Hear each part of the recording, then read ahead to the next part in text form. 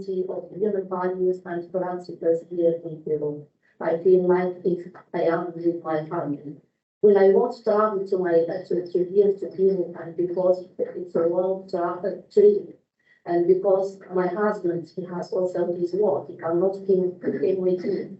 I feel alone. But since the airports from Madrid, I started to feel this human values with people, Peruvian people who want to take this flight with me to Peru to here. And since the first moment in the airport, I find another group which I consider such a member of my family. Rosario, Rosana, Rocio, all these kind of women and men I have missed during this day. I would like to take this opportunity because I didn't have time to say some words when I received this high distinction diploma, which is honoris causa, and I'm so honored and truly honored by such a recognition for women, especially for women. It's the kind of support to scientific research, especially to women's scientific research. And believe me, even if we are facing for many years now to have this recognition for women in all fields, we still have a long way to take. I started my career with the Women Association, facing for a good future, the better future for women and girls. But still the way is long in some countries, in Western countries, in Arabic countries, especially for women in the university, for women's research, and also for women, for girls who are studying in the universities. So that's why I usually think that you students here in UNIC, you are very lucky and you should take this opportunity. Because as I said yesterday, in some countries, students and teachers also, women teachers also should also study, but also and trying to promote their careers, but also the need to face other challenges, violence based on gender in this kind of space. So congratulations because you have this wonderful space, which is also the space to create knowledge, to create new future thinkers, future women thinkers and leaders. Because yes, we have women in other fields, but we need them also in scientific research, especially in research on artificial intelligence. So thank you so much to all those who contributed to the organization of this important ceremony. The ceremony. Thank you first of all to the Madame Director of UNIC and to all the directors and teams who contributed, and colleagues, friends, professors, students who participated in this huge event. It's such an inspiration. It's not also an honor, but also it's a responsibility and it's a mission. It's a mission. Today, I will speak about artificial intelligence, ethics, and regulation.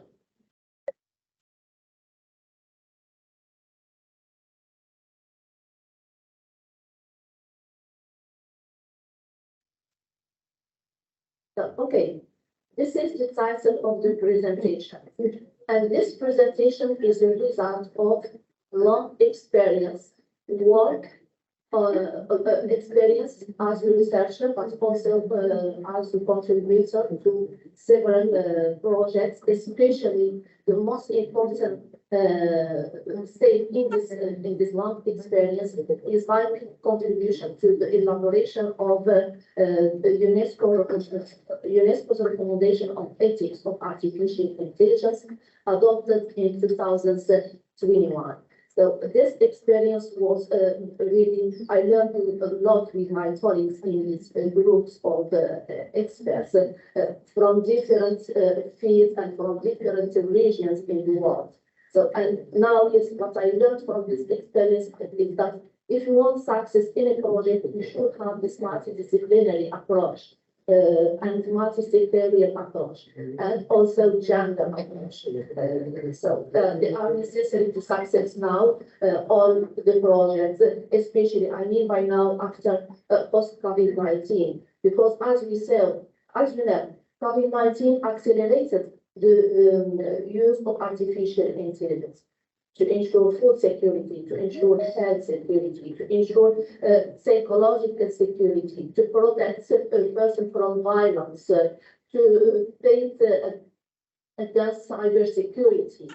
We have with artificial intelligence, we observe the operation of new notions linked to the state, such as digital diplomacy, technological sovereignty, digital sovereignty, data sovereignty, and also other new notions linked to the state and to power. Also, we saw that we have this era, I mean, COVID-19 till now. It gives a huge push to what we call smart power because of artificial intelligence. And when we consider smart power, we consider also this new type of power and these new types of wars we observe now in Ukraine or in Gaza. So that's why I chose to focus on three key questions: artificial intelligence, ethics, and regulation. First of all, I will try to question artificial intelligence, what we mean by AI, and how this artificial intelligence were developed since the first experts who created artificial intelligence till now, and also trends in this era.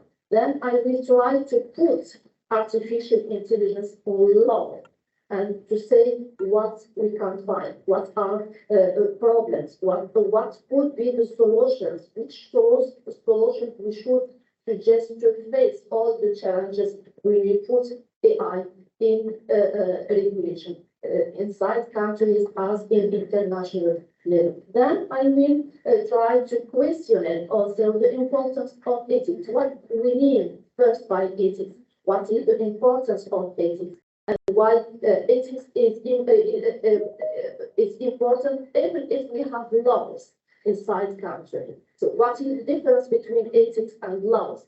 Are they two elements which complete each other or what? So I will try to question this key questions and try to give some answers. The starting point is the definition of artificial intelligence. As you know, since the first group, human group, since the first researchers in humanity, we were trying to, and experts were trying to give answers to understand intelligence. Until now, we don't have a common definition of intelligence itself. So that's why we have this complexity to define artificial intelligence. But let's say that there are four key connecting points in all the definitions we have till now.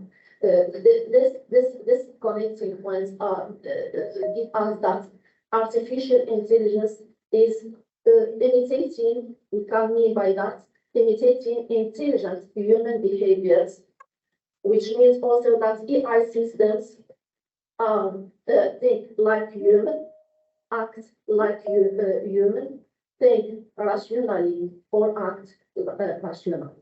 I have here in the introduction translation in Arabic also because I'm using this presentation sometimes for different groups, those who speak in English and Arabic.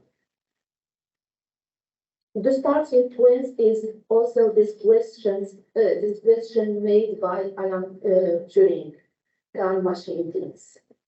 Inspired by whom? By René Descartes. When they say, I don't, therefore I think, therefore I am or I exist.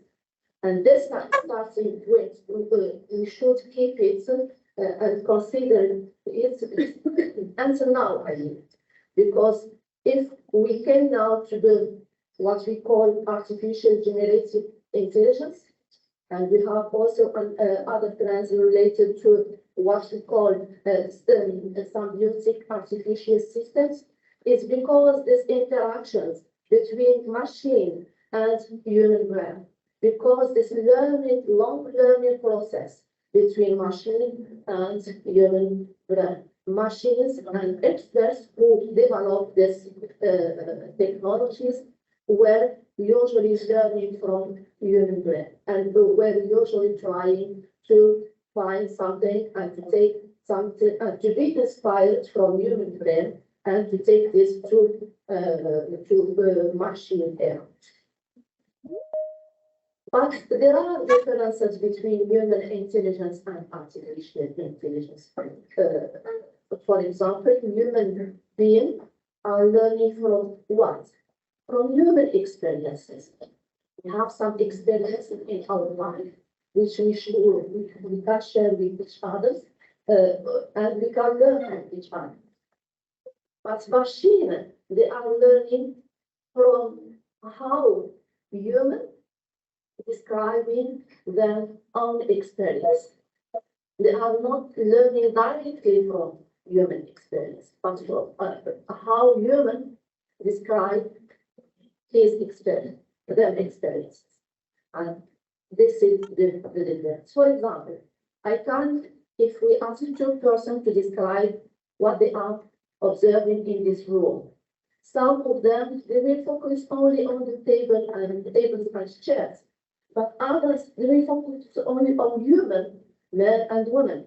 Others, they will focus on young women, a young person. Others, they will focus only on men. So we can't define the room. This is description of the room from different persons is different. So that's why we cannot trust artificial intelligence, because they are not learning from human experiences. They are learning from human description of human experiences. And this is a big problem. Taking, for example, for diplomats, we know now that we have other trends that what we call symbiotic artificial intelligence, which lead us to what we call also automation of decision making. And this could influence diplomats when they made their decision for peace as for war. So how we can trust machines in making decisions concerning peace and or war? So that's why we said that there are huge threats, risks, but also challenges. Even if artificial intelligence, in fact, offers also opportunities, and they have a lot of advantage. If we ask someone if he can stay without his smartphone, we will say for sure no. We all need artificial intelligence in our life, but also we need to learn how to use artificial intelligence, because yes, we are influencing artificial intelligence, and artificial intelligence also is influencing our lives. First of all, let's say this evolution, this AI evolution. The first stage was in 1914 with this question made by Alan Turing: can computing machines simulate human thinking? Then in 1956, we had this Dartmouth workshop concerning development of machines that could imitate human intelligence. In 1986, we have machine learning methods, and in 2017, we have the language modeling and pre-trained language models such as GPT-3, GPT in general, but especially GPT-3. Before 2017, we have another stage where we say later. And the other step is in 2019 with the appearance of the introduction of large-scale language models like GPT-2 and GPT-3. In 2023, it's the big step in this process, in this evolution process, AI evolution process, with the appearance of GPT-4 and working on GPT-5. Now we have GPT-5 and working on GPT-6. But we should return back a little bit to 2016, because when we consider this roadmap for brain-inspired, self-conscious AI, and how AI were learning from human brain, inspired by human brain, we should take into consideration also this long process.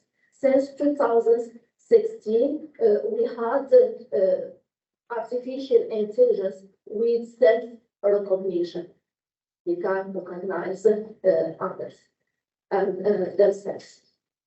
In 2023, temporally extended self having a life story, point of view, which means, for example, and you all know Sophia, the robot Sophia, she can tell you about her story. She has a life story.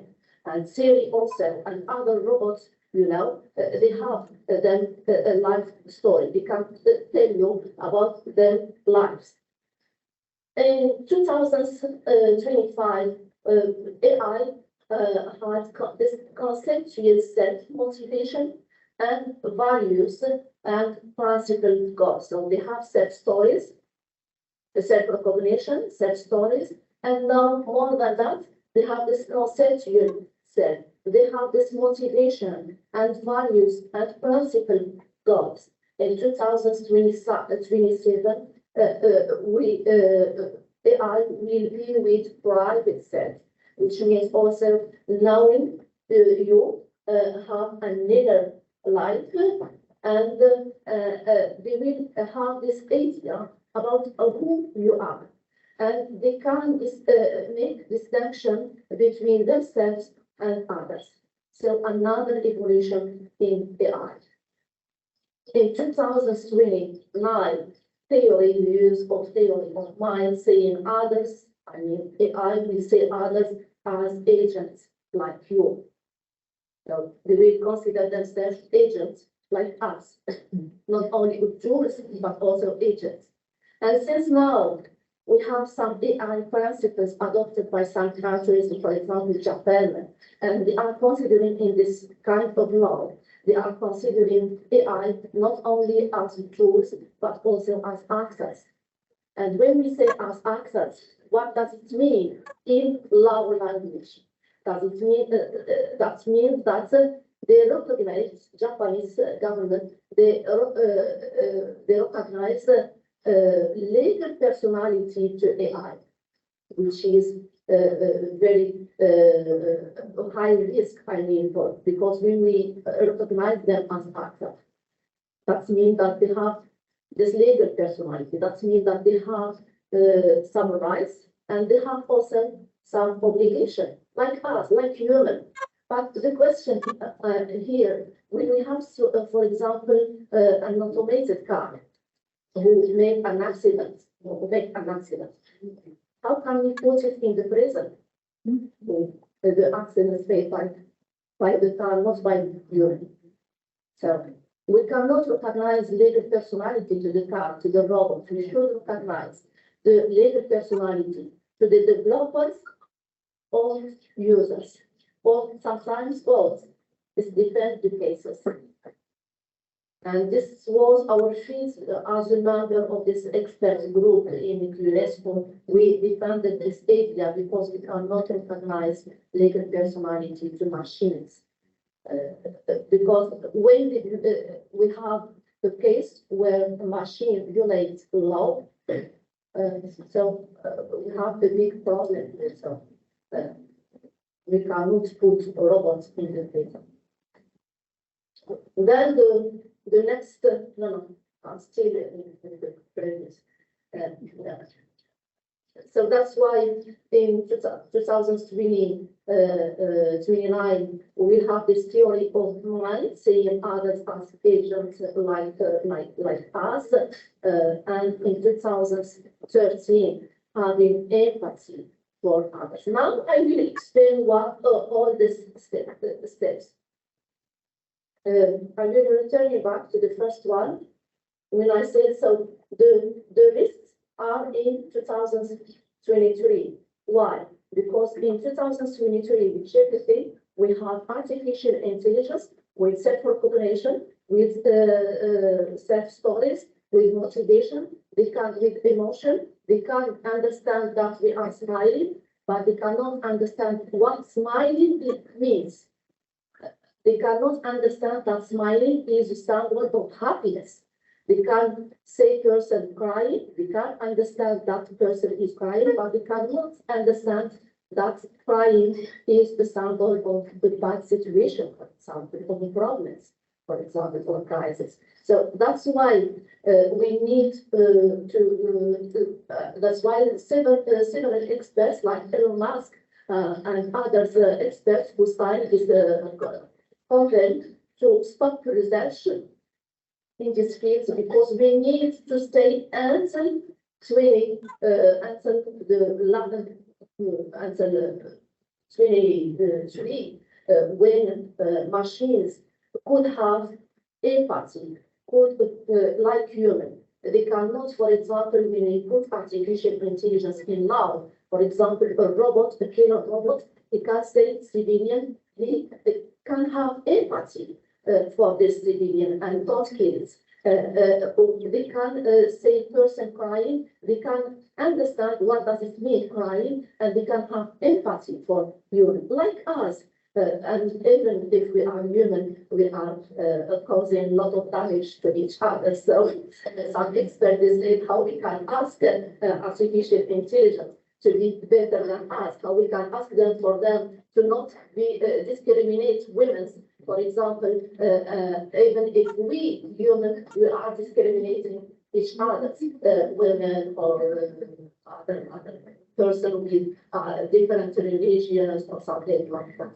So that's why we need some experts are calling now to stop research until we achieve the project and the end of the project opened now. I mean, until we came to the last step in 2013 when artificial intelligence will have emotion, but also we have this empathy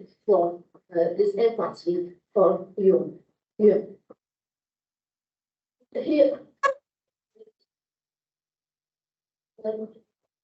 Okay.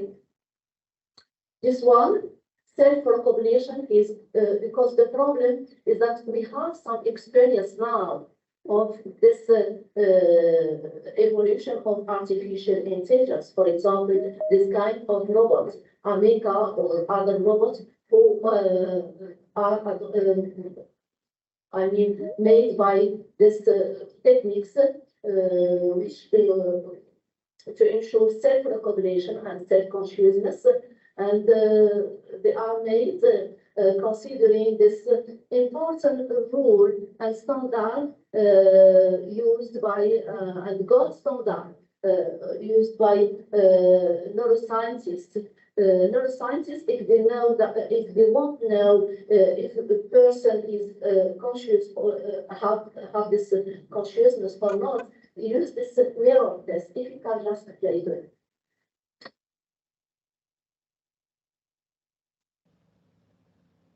The video, just to say. So they recognize that they are watching themselves in the mirror. And this is one of gold standards used by neuroscientists to know if a person is not crazy, for example, has this consciousness. But this doesn't mean that the robot has the same consciousness as us. They can see themselves in the mirror, but doesn't mean that they have this consciousness. For example, Amica also.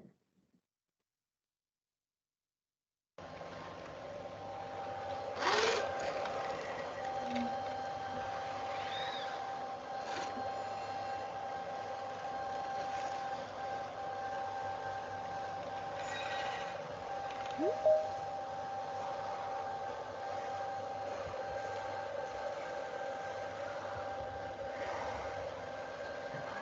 can't say her own emotion, but she cannot understand what does it mean smiling or other emotions. So this is the problem, and this is the risk of human. That's why we say that 2023 it starts repeating, but ChatGPT in some fields like military, it is a huge risk for humanity, and I will explain that later. Now, in the other slide, I'm explaining also artificial intelligence now and artificial or this evolution of artificial intelligence from AI to artificial general intelligence to artificial to super intelligence. But between these three steps, we have also other steps. For example, artificial intelligence with single or few functions, not like the brain. Our brain can do a lot of things at the same time. I can read, I can speak with someone, I can, for example, do a lot of things in the same moment. But artificial intelligence, they cannot do a lot of things in the same time. So they can do single task or few functions, not a lot of functions.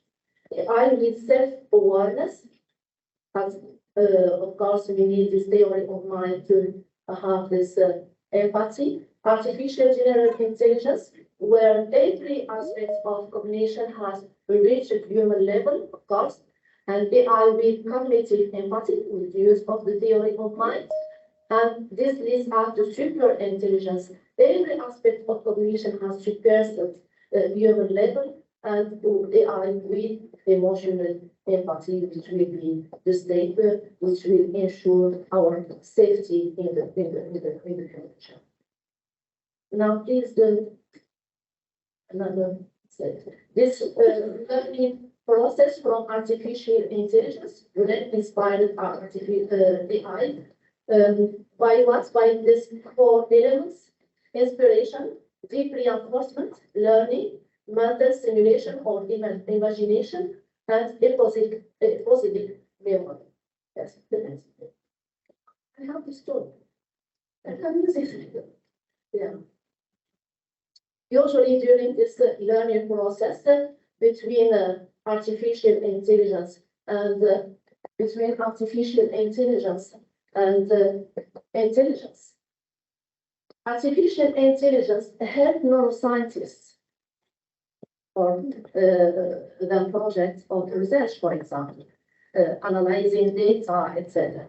But neuroscientists are also helping and contributing to the evolution of artificial intelligence. So we have this virtuous cycle between artificial intelligence and neuroscience and cognitive science. Because what? Because both of them, they are trying to understand what is intelligence, artificial or human. Also, this leads us to this interaction between human and machines, between human and intelligence and machine intelligence. Why? Because human intelligence is inspiring artificial general intelligence and AGI benefiting human intelligence. Yes, because also we have these differences between human beings who are learning from human experiences, and large machine learning models are learning from human description of human experience. And that's why we need to take care about how we can trust such data made by AI, especially in some fields like politics, like medicine, for example, like diplomacy, for making some decisions for peace or especially for war. Now, what are the risks? The risk is that we already have some such experiences in the world. I mean, AlphaGo. AlphaGo is one application developed by Google, and this application you can say in the video that it was smarter than human. So, yeah, this is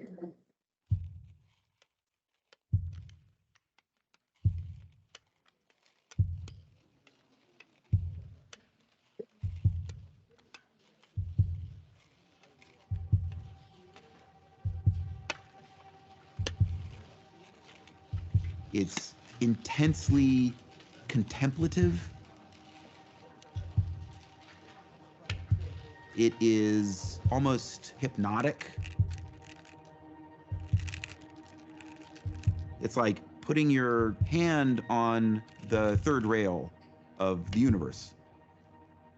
If you play Go seriously, there is a chance that you will get exposed to this experience that is kind of like nothing else on the planet.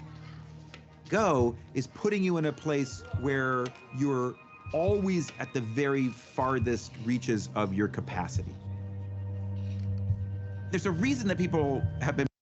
yes. So in this AlphaGo used one system based on artificial intelligence, and this system was smarter than the first champion in the world. And then the developers, with the help of the champion of the world in this game, they developed the system, and then he was smarter five times than the person, than the human. The risk is because now it's a matter of a game. But if we use such games, such applications in other areas, in medicine, especially in medicine or in work.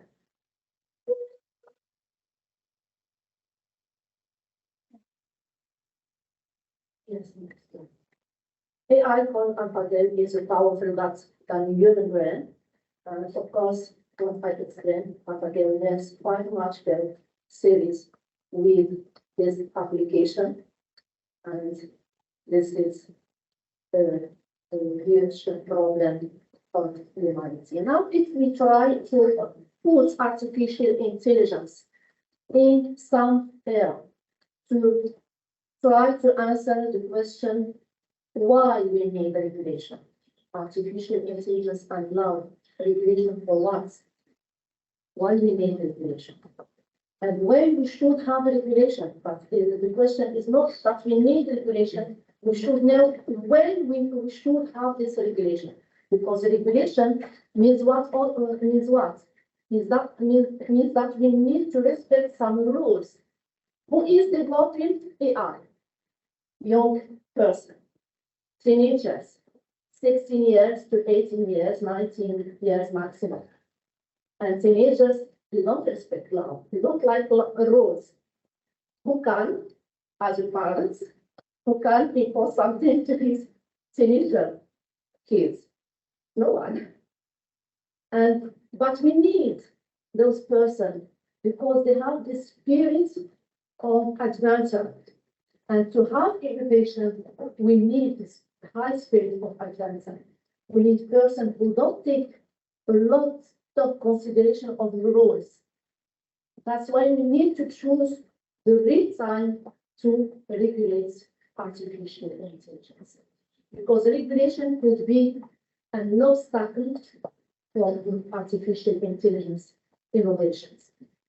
Now, if we put artificial intelligence in regulation, we say in law, we say that artificial intelligence, yes, of course, it's offering a lot of opportunities, a lot of advantage, but also they are imposing a lot of risk, transformation of international security, for example. We know that now we have new types of wars, psychological war, the cybersecurity war, and we are observing this in Gaza, for example.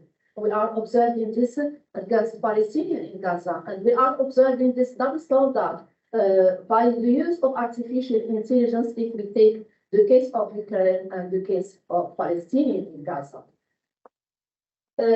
If we consider also laws and conflict resolution, We have, yes, now some experiences in this level, one made by EPM and another one is made by World Trade Organization using artificial intelligence to resolve some conflicts related to trade. And it's a good experience, but it's, still there are some risks because artificial intelligence, because trade, international trade, as you know, there are a lot of rules, and experts sometimes find difficulties to have all these rules, to consider all these rules when they are discussing some conflicts. And AI now facilitates these things, and they can make a selection of data and take the important rules, important rules who are suitable to the case, to special cases. And this facilitates things, especially related to conflict resolution. What Arab regulations, or what American prefer to use, I mean, Arab Spring, even I don't believe that it was a spring for Arabic country. Artificial intelligence are used through social media to influence political, to create political changes inside some countries, to support other countries in outside or in the international level. AI is also important, yes, to enhance democracy, but also it's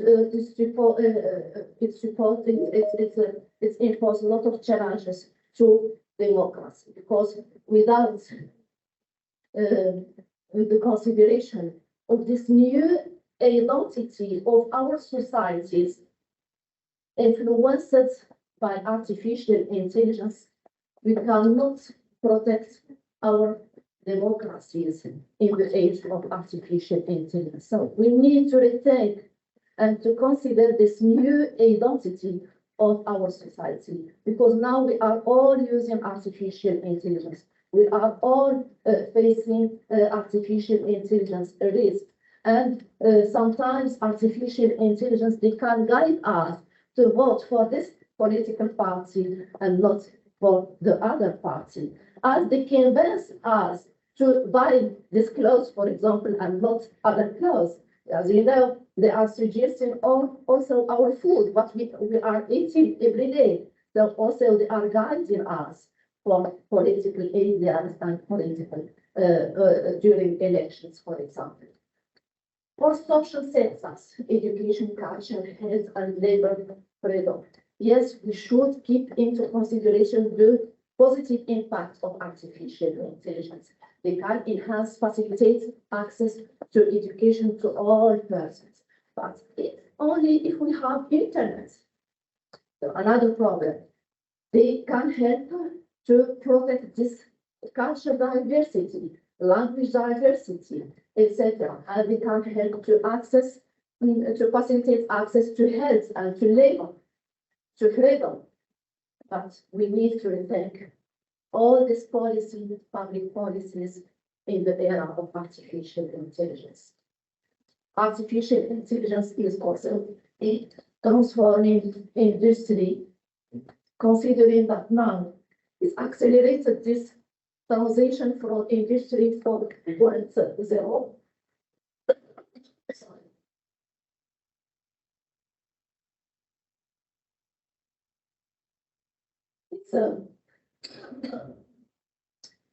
It's accelerating the transition from Industry 4.0 to Industry 5.0, and now the international debate is focusing on artificial intelligence and Industry 6.0.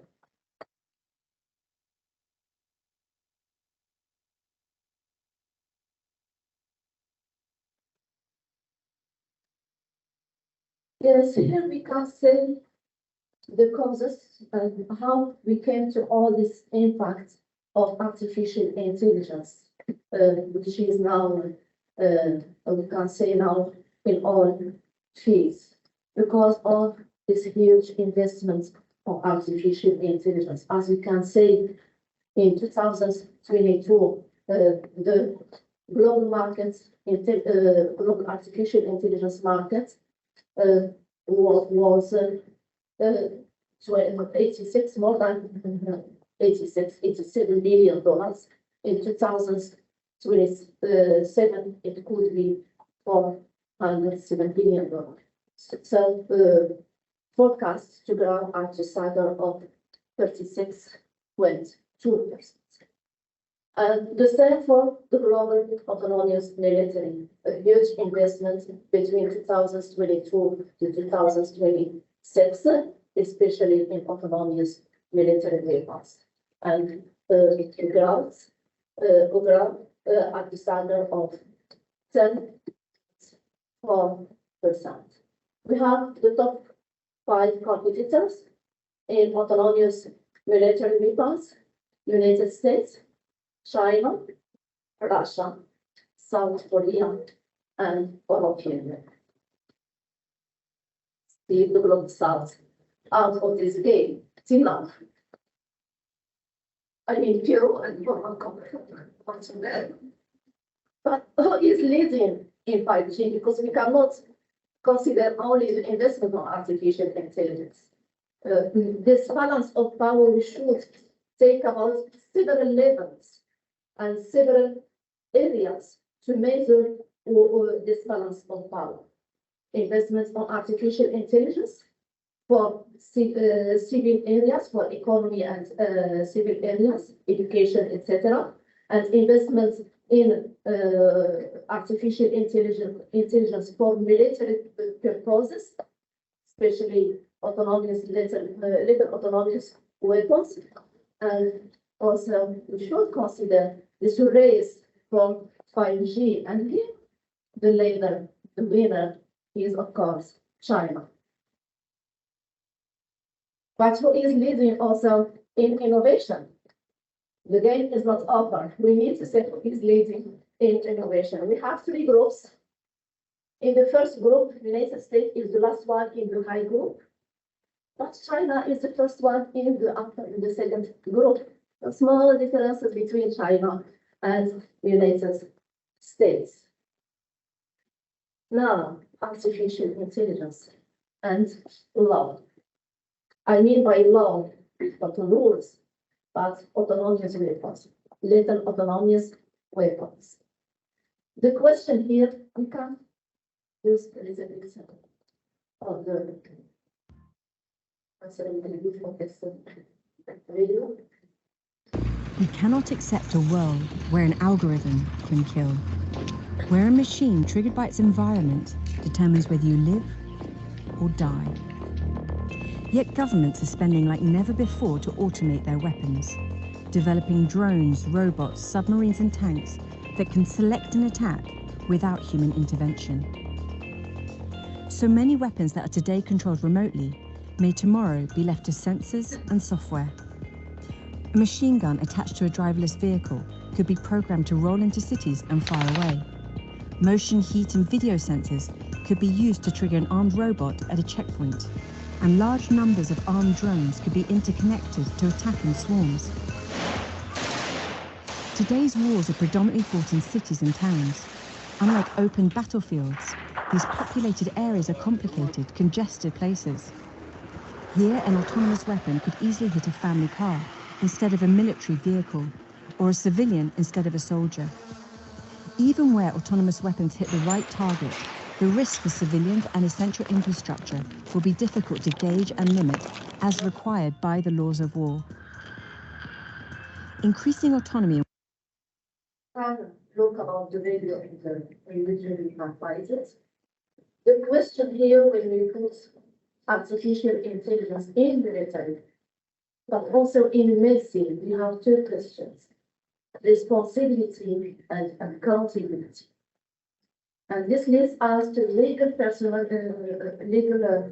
personality, because we should not transfer this responsibility to machines.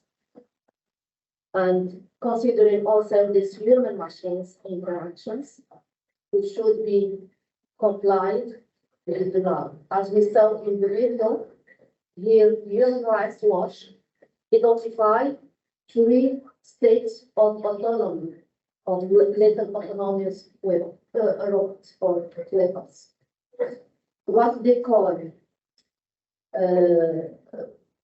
what human rights call the first state is the first state of robots with who are under human control, but with some autonomy, which means which human rights call out in the loop, which means that humans are controlling artificial intelligence. This artificial intelligence, for example, drones or other machines used during the war, other arms, other weapons, they have some automation. They can, for example, select the person they want or the place they want to attack, but the human should validate this selection. So humans, they have usually this control of artificial intelligence. It's what human rights are calling in the loop. And we have it on another level on the loop, which means we have another state of autonomy. They can make artificial intelligence select, they can analyze data, and they can choose the person or places, and they can also give to the human all the arguments which can ask the human that they can attack, they should attack this place. But here also we have the control of human. Out of the law means that allows little autonomous robots, they can choose the person or places, and they can attack. Yes, they can make decisions themselves without, that means they call it out of the law, out of the control by the human rights stage.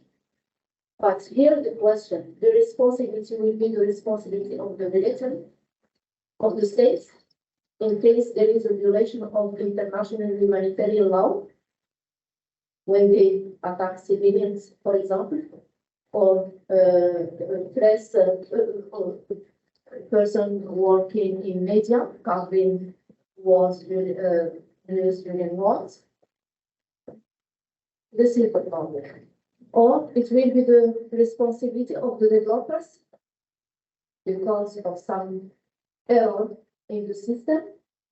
So we have this problem of the responsibility. And also accountability. The same for medicine. We put artificial intelligence in medicine. For example, for surgery. And when we have some mistakes during the surgery, who will be responsible of this error? The robots, or the developers, or the person behind the screen? So we have this problem. But how can we face these two problems? We can face in law and in medicine. In international law, we have two things. We have what we call the Martens Clause and the laws of armed conflict. The Martens Clause was developed and adopted by the International Court of Justice, which recognize that international law could be adapted to technological evolutions.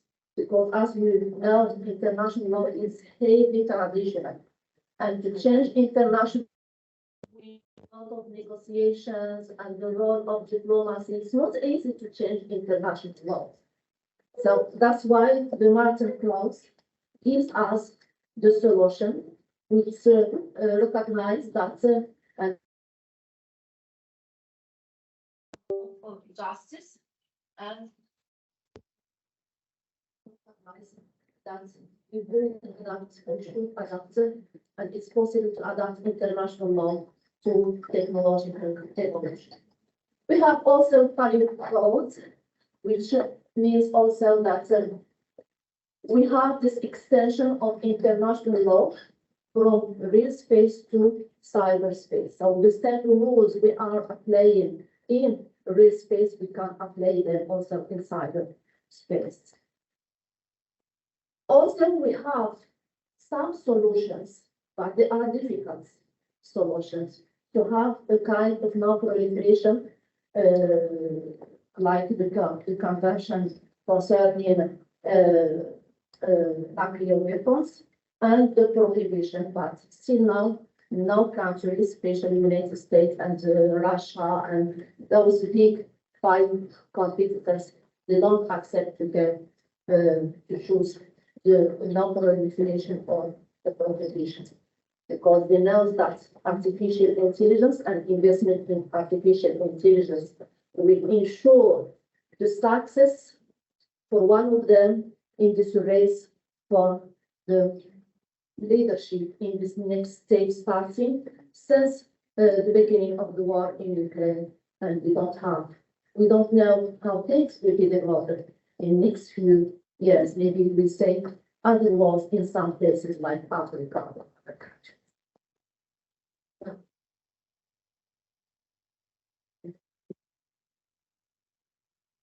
Now also, why we need regulation? Because what we said, what I'm trying now to do is to explain the first slide I made. If you can return back to the comment.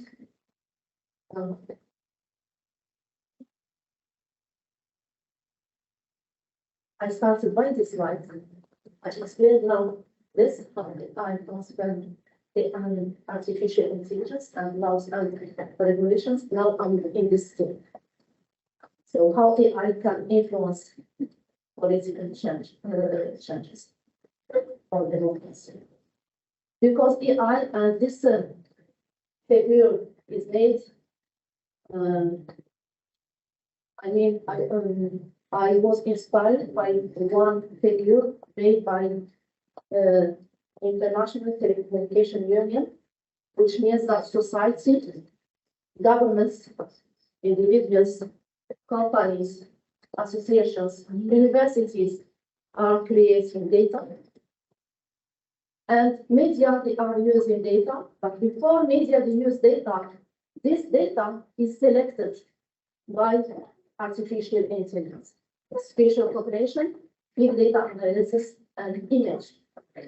So we have the intervention of AI before the news are used, before the data is used to media, and then before media transfer the data to viewers, it's also selected by artificial intelligence. So usually we have the intervention of artificial intelligence on data, first of all, in the first stage when data came from society and before it's transferred to media, and before this content created by media is transferred to the viewers, it's also transformed or selected by artificial intelligence. And here we have one good example, fake video. Obama fake video. It got me thinking about my full-time employees and their ability to survive on $8 an hour in New York City. And foremost in all of our minds has been the loss and the grief felt by the people of Orlando. Most of us don't get our health care through the marketplace. We get it through Medicare or Medicare. No, just what I will explain. Just switch on your audio and keep your video on. Here is a technique developed by students from Stanford University, which means that you can put all the words, any words you want, in the mouth of the person you want, Obama or other person. to create fake videos. Of course, we have now application to detect these fake videos, but between the publication of these videos and detecting that it's fake, it could create intentions between states, especially when it comes with videos for fake videos for president like Obama or other presidents in the world. Now we can return back to the audio. Yes, here artificial intelligence and its impact on other sectors, such education, health, labor market. So for labor market, we can say that a lot of jobs will be replaced by the robots. We have one good study made by McKinsey Global Institute. A range from 20 to 25% of current jobs will be disappeared, and the person will be replaced by the robot. But the good news is that in the recommendation of ethics of artificial intelligence adopted by UNESCO, for you, young people, but also for us, because we don't want to lose our jobs. We keep our jobs. Is that we suggested, and UNESCO suggested, 3 solutions. First of all, for those who are now in schools and in the university, we should study artificial intelligence. We should include artificial intelligence. Countries should include artificial intelligence in all levels of education, from the early age until higher education. To prepare all these young people to the new markets. Those who are now working, what we can do for those we should, and countries should enhance their skills with training on artificial intelligence and ethics of artificial intelligence, because the experts on AI said usually that all those who don't know how to use artificial intelligence will be replaced by artificial intelligence.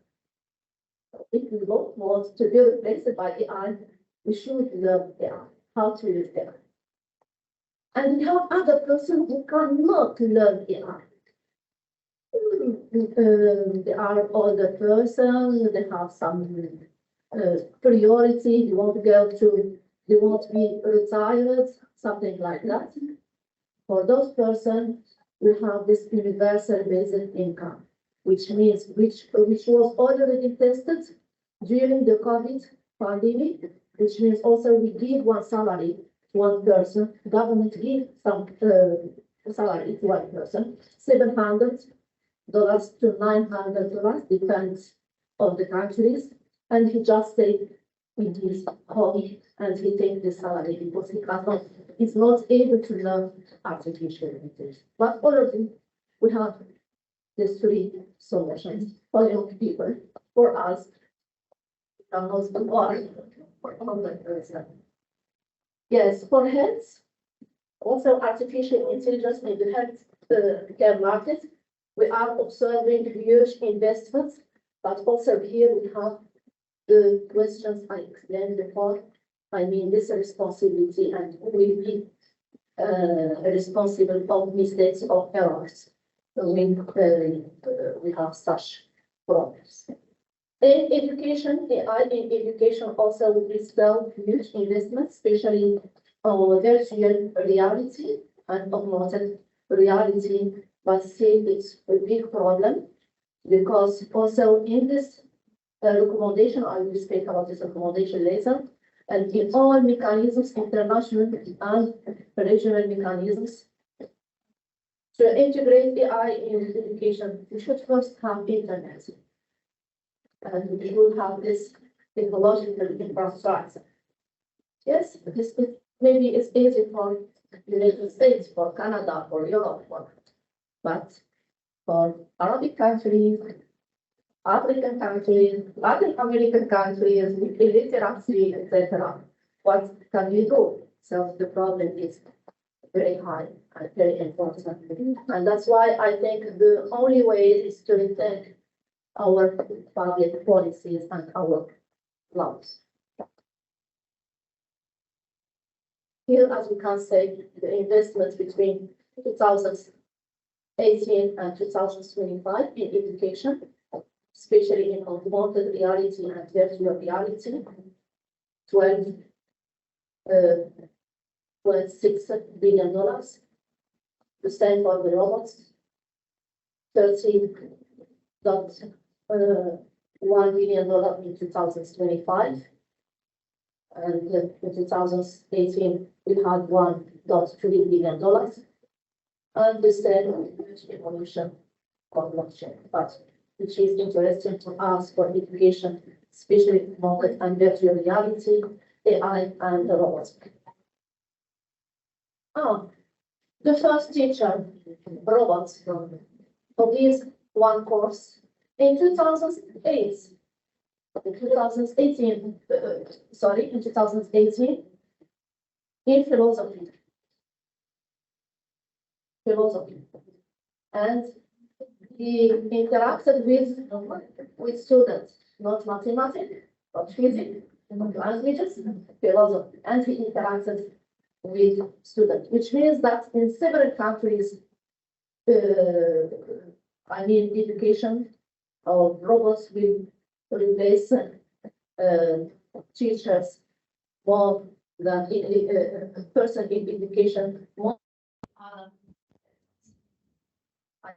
professors will face this challenge more than other sectors. For example, here we have in Morocco, 800 jobs will be replaced by the robots in 2013. 39% in both private and public service. Education in Morocco will be replaced by the robots. So, which is according to McKinsey Institute. So, also, what are the solutions? Regulation, yes. Regulation, when and how? Here in this table, I made several countries who already adopted regulations, or they are trying to adopt regulation. But what I can explain here is that we have what we are observing in these international initiatives launched by several countries. We can observe four approaches. Those who are coordinating with farms, with companies, the first approach, like China, Chinese cyberspace regulator working with farms, only with companies, but we should consider here that China, companies in China, they are public companies.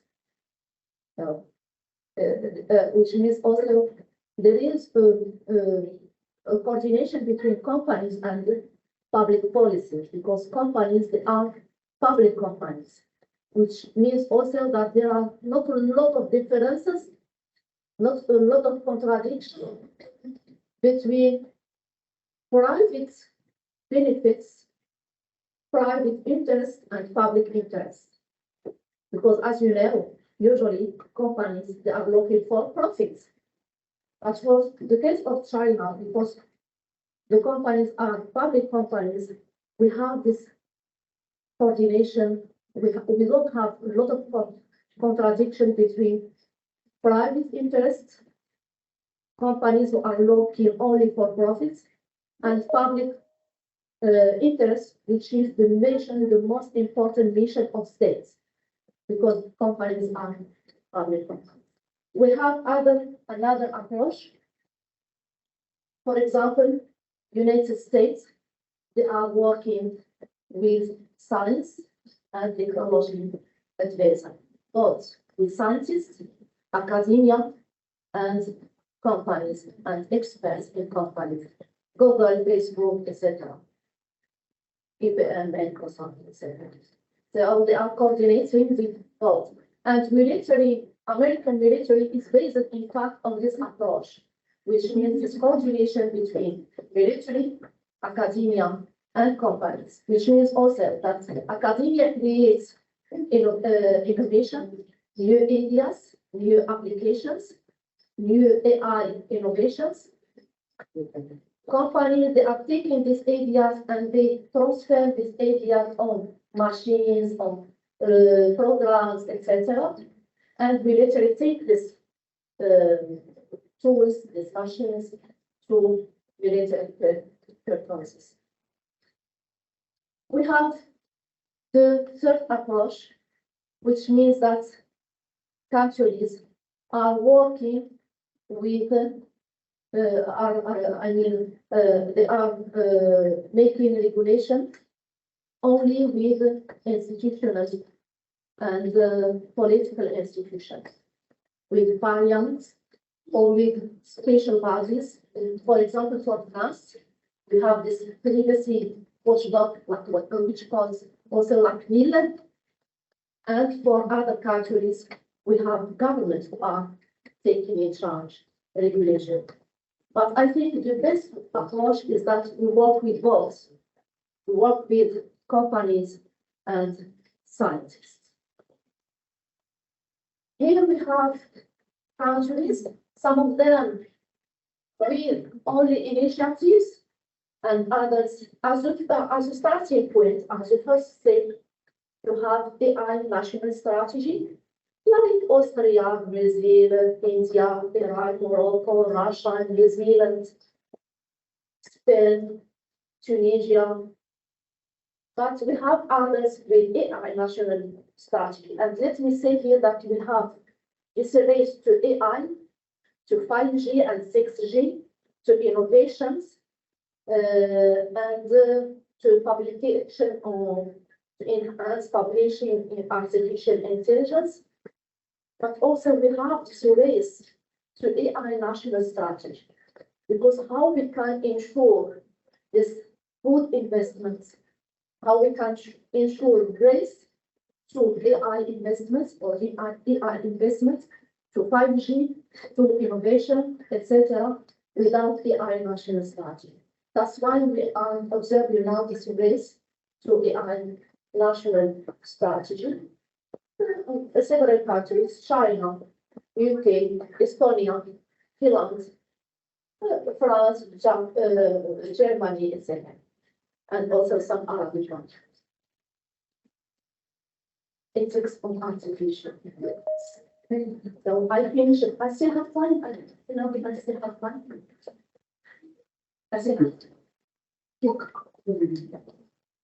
So ethics of artificial intelligence. First of all, we should gain to a common understanding of what we call, what we mean by ethics. And the good definition, I think, in my sense, is this definition made by Anna Turing Institute. AI ethics is a set of values, principles, and techniques that employ widely accepted standards of the right and the wrong to guide moral conduct in the development and use of AI. Yes, we have several AI ethics, regional AI mechanisms, and also the only international instruments. But the problem here is that this instrument is not valid instrument. It's only a recommendation. Yes, it's a recommendation which should suggest a lot of principles, a lot of values, and also several policy actions which could guide states in the elaboration of the AI national strategies. But we have also good experiences made by G1, for example, G7, or Economy for All, etc. Now, what are the basis of ethical AI framework? Because all those mechanisms and even governance framework, as you can say here, are based on values and principles. But which values? Respect, collect, care, and protect. Four values: respect, collect, care, and protect. We should consider all what we discussed before concerning AI should care about women, should respect women, should not discriminate women, for example, should connect with women, with women, should care about women, should protect women. And we need to have a minimum 3 principles: accountability, sustainability, and transparency. And all these values and principles are based on international law, international humanitarian law, international human rights law, and other international and supranational mechanisms. Yes, there are only positive and risks in Arabic. Let's go to the recommendation on ethics of artificial intelligence. I will have. We have several points of discussion: values, principles, and policy actions. Universal values, human values, and ethical values. We need to create these connections between ethical values and human values. And as we know, we have some specificities inside some countries, so we need to consider both to get to this universal, good understanding of universal values. And principles are based on international law, but also we have 11 actions, social roadmap for governments to guide the work and to facilitate the elaboration of the national strategy. All the areas, and it's the similar approach in all other mechanisms. We have areas of policy actions, ethical impacts assessments, ethical governance, and stewardship, data policy, economy, labor, etc.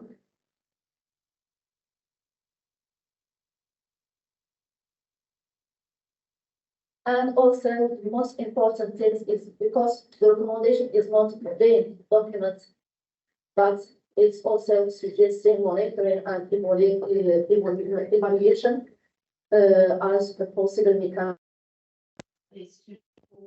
Several options. Ethics Commission, for example, ethics, the ethics observer to the ethics. Here we have, I'm sharing with you one small income booklet. I think we don't have time to say it, but it was in Forum Paris, in Paris. And what we discussed in this forum, how AI could be in the future in 2014, what will be the challenges in 2014, and what could be the solution, which solutions we suggested. And the most important thing, several experts contributed to this collaboration between governments and companies. Why? Because companies are now monopolizing and they are reaching for technological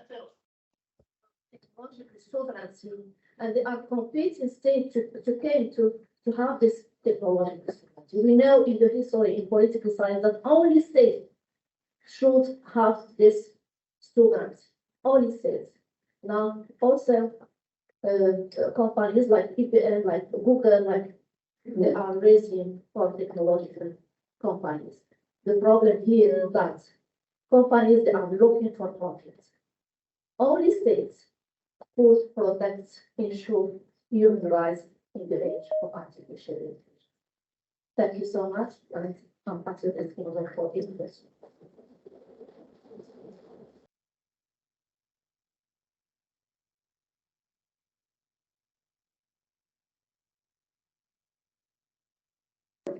El tiempo para la presentación de la conferencia que va a hacer la moderadora, la magíster Sara Soriano, que es decana de la Facultad de Traducción e Interpretación de la UNICEF, que gracias a ella y a su equipo de tecnología y a los estudiantes de traducción, las que nos están apoyando en las cabinas como práctica profesional. Yo le agradezco la participación de la decana de la Facultad de Traducción, que siempre colabora con las traducciones, y un evento tan importante, yo le dejo a ella para que pueda moderar, y ya después ustedes les alcancen las preguntas, y ella les pueda hacer directamente el mensaje. Muchas gracias. Para necesario responder. Continuamos con la programación. En esta oportunidad tenemos la ponencia con nuestra invitada especial, Fátima Luque, como la inteligencia artificial impulsa la investigación científica. How artificial intelligence drives scientific research.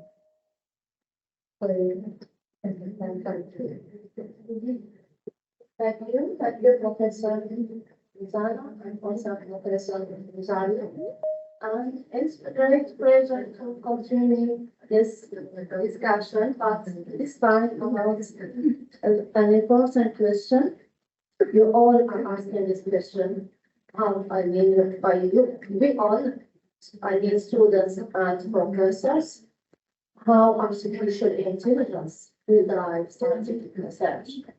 What are advantages, but also what are the bad implications, considering the malicious use of artificial intelligence and considering the phenomenon and the enhancement of cybersecurity attacks against universities, especially against students' data and also professors' data.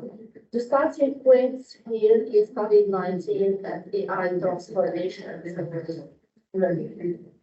The starting point here is AI, is COVID-19, this important step in the history of the human history, because we saw with COVID-19 the acceleration of artificial intelligence.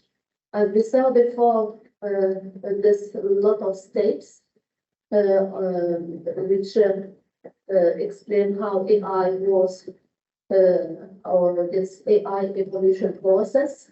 But the most important step when we speak about education, higher education, scientific research is COVID-19. Why COVID-19? As you all know, because COVID-19 pushed all societies, teachers and learners to e-learning. E-learning, in fact, it was included in one of the conventions, convention of services, of trade of services, which is one of the constitutional convention of the World Trade Organization since the creation of this organization in 1995. But in this time, countries were not prepared to e-learning. Even if this convention recognized e-learning as a service which can be sold from one country and consumed in another country, but we had one huge resistance, especially from European countries, because they were not prepared at this time to e-learning. But this area was supported by United States of America, because United States of America in this time, in 1995, they started to make internet at the disposal of all sectors, civil sectors. European unions and European countries were very late in this level, and they were waiting for American internet to use it for different sectors, also including education. By the end, they accepted because the powerful state imposed its rules. That's what the history told us, the history of international relations. So, United States succeeds to impose these rules in this convention.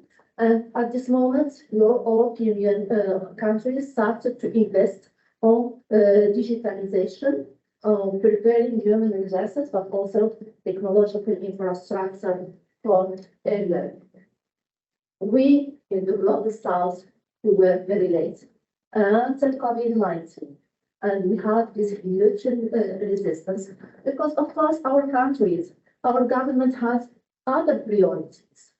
Food security, health security, etc., and other social issues. COVID-19 obliged all countries to choose learning and to go to traditional universities with classes in person, but also hybrid universities with courses online and in person. That's why we have this important steps. 1995, the creation of this World Trade Organization. But another important step is what is 2020. The key questions are artificial intelligence impact on scientific research and ethics of AI is the second key question. Ethics of AI and scientific research. And here we should create this balance between ethics of AI and ethics of scientific research. Then what are recommended strategies? Because if we are speaking now about these risk challenges imposed to countries, the most important institutions who are facing these challenges are universities. Why? Because of the huge number of students. And when we consider this huge number of students, huge number of days, that's why lot of attacks are guided or attackers, they choose several times, they prefer universities because they can have access to this huge data. And that's why I was discussing with some colleagues here, with some guests before during the break, that we should try to understand how and for what and when we should use AI. Because we need to return to be careful about our interactions as human, but also as students, as a younger person with artificial intelligence. For what, how, and when we are organizing artificial intelligence.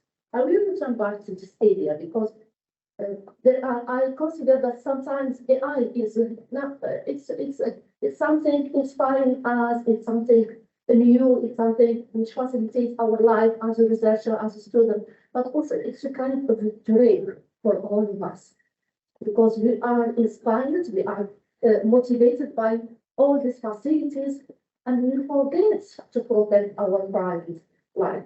We forget to respect, to care, and to connect with others. We forget all these human values. So that's why we have as a key question recommended strategies. Yes. Yes, we return back here to these interactions between artificial intelligence and scientific research. What I said before, this cycle between neuroscientists and artificial intelligence.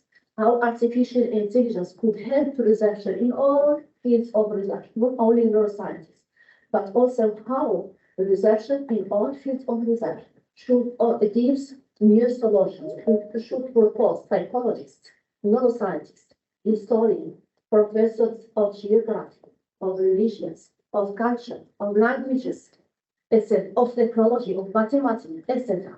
They should all work together to give solutions, to show us what are the challenges and how to face those challenges. That's why, and we need to understand to work together with considering multidisciplinary approach, considering multisectorial approach and gender approach. To understand what? To understand our relations with our interactions with AI.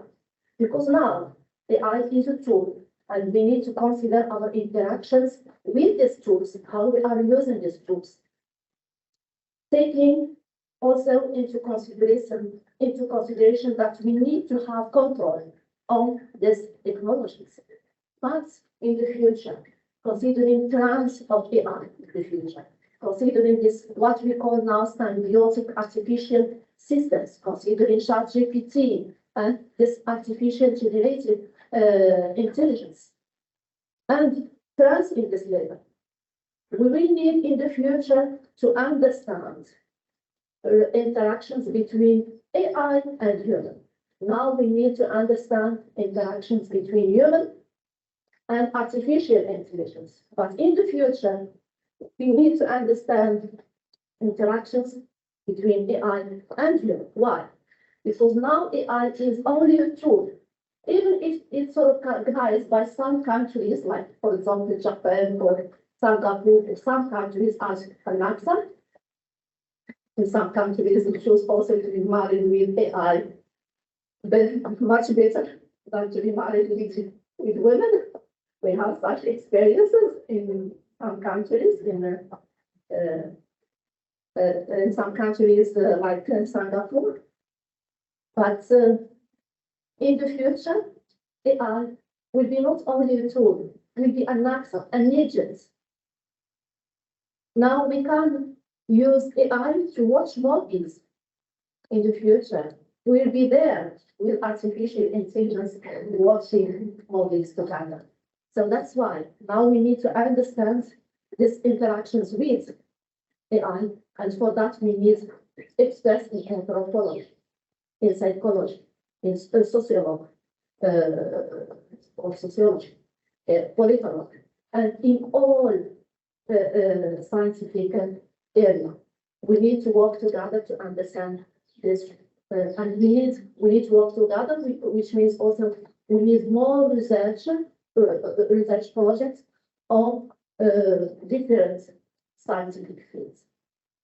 So yes, artificial intelligence is changing science, considering its two pillars, which are higher education, considering e-learning, and all these tools we are using in e-learning, because we Zoom, Google Meet, etc. They all have this AI which could read our faces. Well, they are based on some technique like machine recognition, and they can predict our future. Which ideology we choose in 10 years, which religion we choose in 5-10 years, which political party we choose in the next few years. So if the person will be violent or it will be peaceful, etc. So they put this kind of tools we are using every day, because we have webinars, we have conferences, online conferences all the time, even online courses all the time. So that's why higher education is important. First of all, to understand this relation, and second, to be care of AI evolutions, considering different points of view, and to prepare new generation to the next global markets. To the future jobs.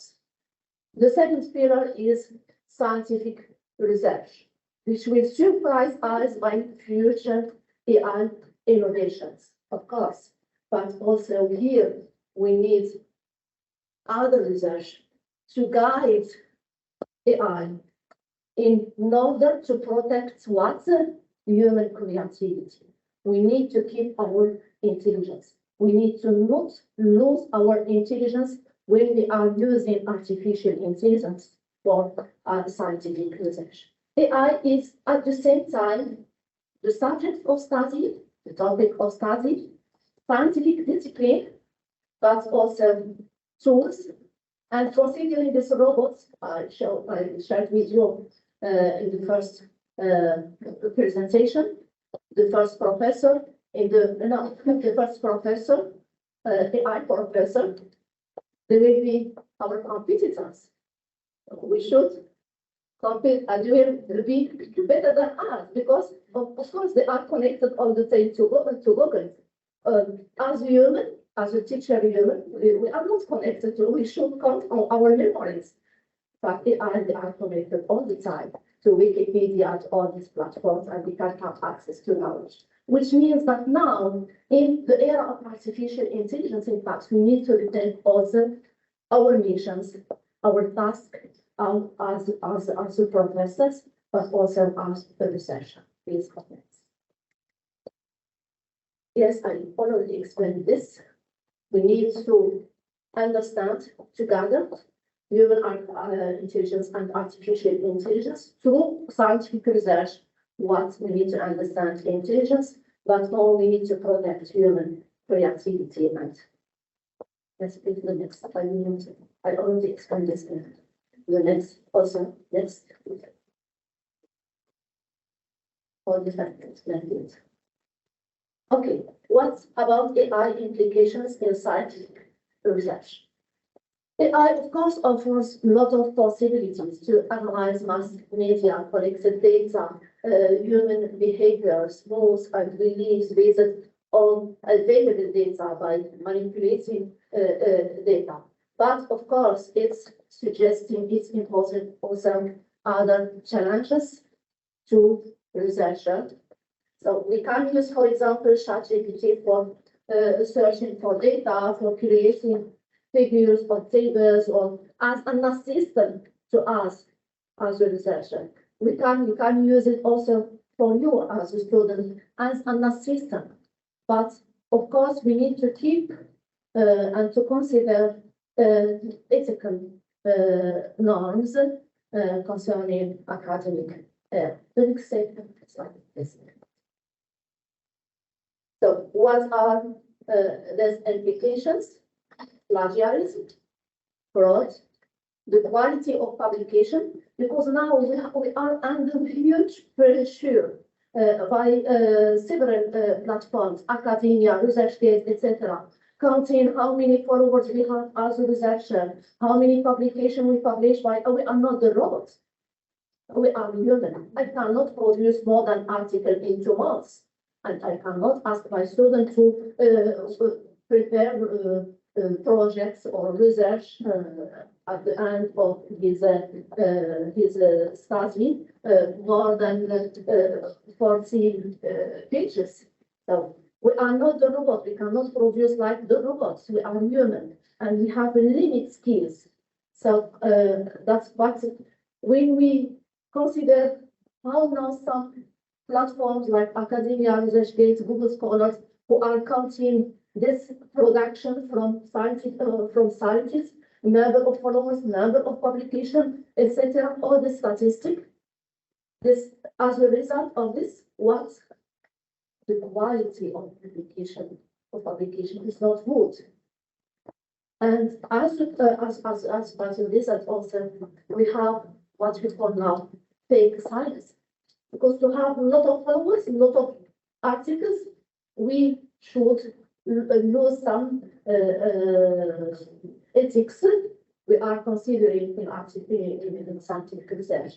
Also, the rigidity of publication policy. We can observe now that some publishers, highly published publishers, are flexible are not rigid like before. Before they are playing rigid rules, but now they are more flexible. Why?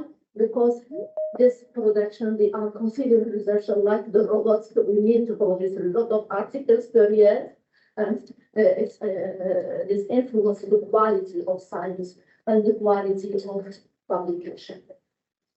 So we need to rethink this publication policy. We, as a researcher, with also these companies, these publishers, like Springer, like other publishers. The content is detached from contextual reality. We read something which is not reflecting our realities. Why? Because we have in this cycle we need to produce a lot in the minimum in the minimum period, etc. We are in this competition with whom I want them. with reception or with the robot. So we need to take care about this. So also we have the manipulation of data, information, and knowledge by political, religious, and ideological goals. Sometimes with this, because of this fake science, we can have some malicious interpretation of religions, of political now ideologies, for example, for different goals. Please, the next slide. AI implications on scientific research continue because, yes, AI ensures this easy and free access to the information for researcher. This could be like an assistant, but only if they have access to the internet. Without internet, we cannot do anything. We will return back to 1995. AI ensures also personalized education. Therefore, transnational cooperation in this context are the leader in this field, which means that it suggests what is important for them, for the profit, not for humanity, not for human rights. And for that, we need to rethink relations between transnational companies who are creating these new apps, which ensures, in fact, higher education in the era of artificial intelligence, especially learning. The states need to rethink this, because I usually say that sovereignty, state sovereignty, and which means in international law, international public law, independence. Independence. Independence means what? The ability of state to protect its borders. But now, protecting the borders are not depending only on those soldiers in the borders with their weapons. No, it starts from schools, from an early age, because of the cycle of data of information from schools to the border. But we have in the middle all other sectors, economic and social sectors. Considering what? Considering also the three new types of power: hard power, soft power, and smart power. All these types of power, they are based on artificial intelligence, which means hard power, military power, using weapons during war. It's based now on artificial intelligence, considering the tools, the weapons, but also considering the use of AI to coordinate between all those who contribute to this military operations in the military rule, and from the military rule, and the lens when we have this context between confrontation between enemies. So yes, to ensure state independence, or ensuring state independence, starts by education and starts by rethinking relations between states and transnational companies. Because states, they have this mission, security in a large sense, starting by the protection of borders and some good education, ensuring good education, food, health, etc. Transnational corporations, they are racing for AI, for sovereignty, especially technological sovereignty, which is now the first state to have the sovereignty in international law. But transnational companies, their goal is only profits. Security, peace, human rights, it's all ensured only by states. That's why we accept, or we are in disagreement with our regimes. We should consider that states is the only hope for individuals, because states can ensure human rights, not transnational companies. That increases also dependency on the owners of these technologies, and it's conditioning the independence of states, considering also the AI risks, to languages and academic freedom, which is now influenced negatively, let's say, by artificial intelligence. If someone now writes an article about what is happening in Gaza, about this double standard between Gaza and Ukraine, they will not have access. They cannot publish their books in some platforms. Yes, academic freedom and only academic freedom which could ensure evolution of society and which could ensure the real science, because those research scientists who are not free from all kinds of pressure, they cannot give a good data, and they cannot we need freedom to create, to innovate. This is the problem. Now, malicious use of scientific of AI in scientific research. Of course, considering sensitive information which could be extracted during learning process or during the research, considering usually these interactions between AI and users, learners, and AI, considering this extension between our memories as human and machine memories, considering this what we call symbiotic artificial systems, which is another state of AI evolution, which means also that some apps can read our area before we speak about these areas. And they can guide us to other, what we call automated area and automated decision making. So how, as a scientist, can be free in criticizing, for example, some issues, political issues, economic issues, contribute, how we can contribute with the free, with academic freedom to the creation of change. Misappropriation or criminal exploitation of personal data, including for marketing purposes during the research process and collecting data. Let me tell you that, please, the next slide, that here this leads us to another problem, which is cybersecurity. And let me tell you that cybercrime markets, the global cybercrime market, is now equivalent than the third economic country in the world. If we want to consider this global market of cybersecurity, it could be equivalent than it could be classified in the third level after China, United States, than cybercrime, than other markets, than other countries. But who are the most persons who are facing cybercrime? Universities, teachers, and students. And you can see the progress in this market. So global cybercrime costs to grow 15%, and this statistic changes every year. In the next 3 months, we will find more than 15% per year over the next 5 years. Next.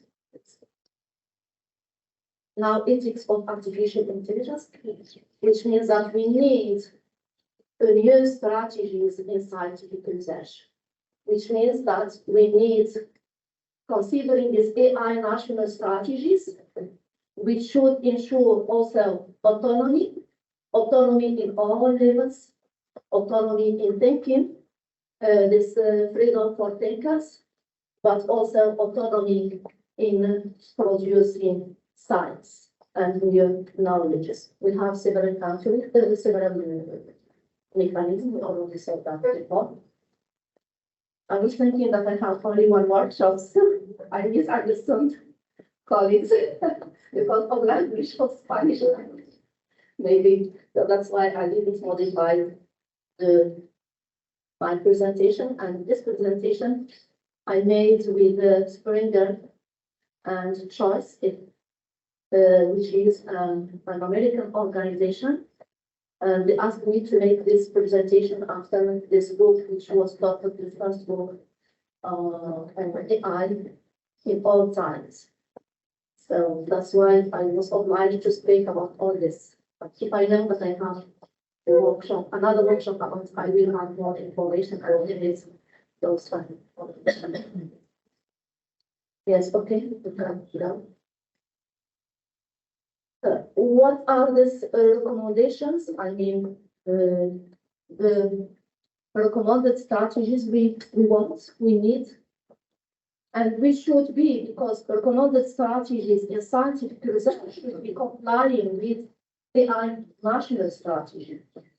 We should consider when states should consider when they will elaborate the AI national strategy. This would consider AI challenges in scientific research and education, but especially in higher education, but only in education, because now some tools UNESCO suggested in this recommendation is to educate kids with gamification, because as you know, our kids, they are spending a lot of time in front of games, video games. So how we can face this challenge is by educating kids by this gamification, but also we need to teach students, kids especially, how they should act with the person, kids. They spend a lot of time in front of the screens, playing or studying, and they are producing a lot of data. How this data is used by whom and for what, we didn't know. So we need to educate them how they should use, because all now technological platforms, they are based, they are using what? They are using this new technologies, facial recognition, and etc. And they can guide our kids to guide them to several things which some cultures reject, for example, relationship between boys and girls in some countries, in some religions, they are rejecting this kind of relations, sexual relations in early age, things like that.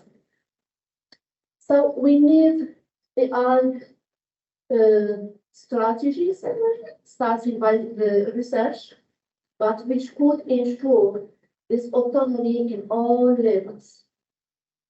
This involved what? Involved another approach. Yes, this multidisciplinary, multisectorial, and gender approach, but also should involve another approach, which means that we should observe and evaluate ethics, how they are developed, artificial intelligence, how they are developed, then the ability to be adapted to the context.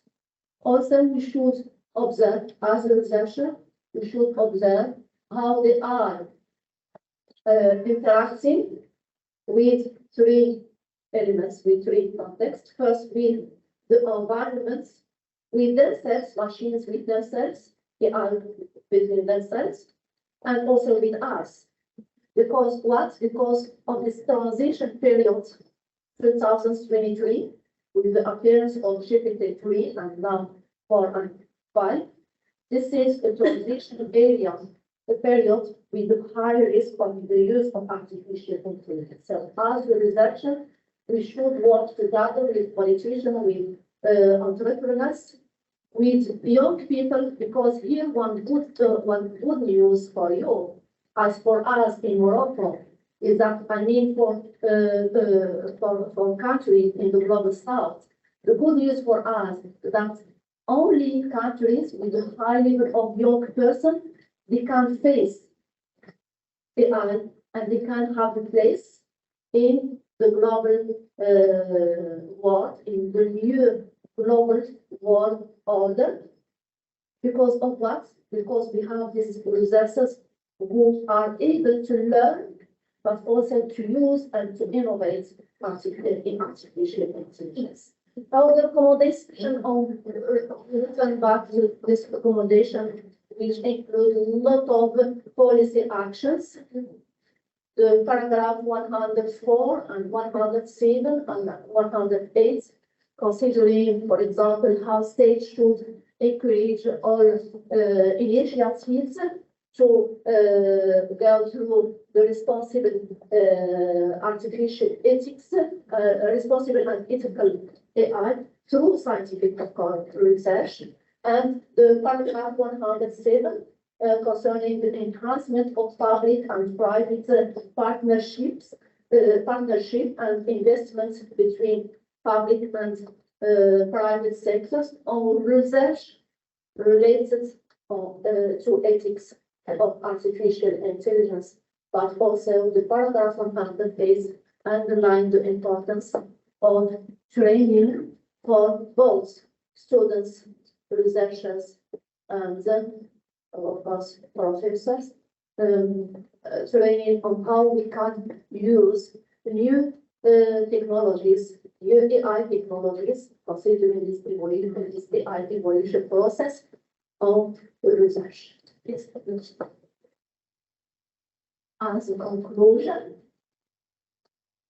interaction between AI and scientific research should be guided by this balance between ethics of artificial intelligence and ethics of science.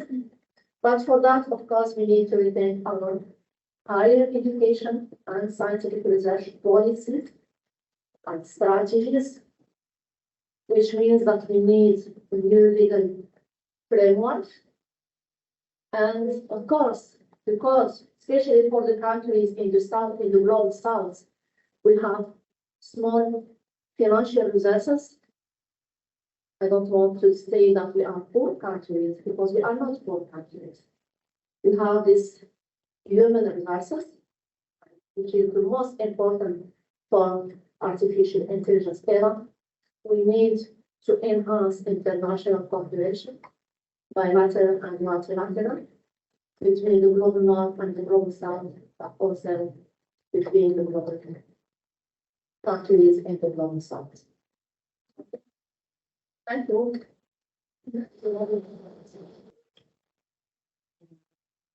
Muchas gracias por su presentación, muy interesante, pero a su vez muy preocupante. Y reflexionaba cómo la implementación de la inteligencia artificial afecta de manera diferenciada a hombres y mujeres. El riesgo de aumentar más la brecha de inequidad que ya existe en muchos países, entre ellos el nuestro.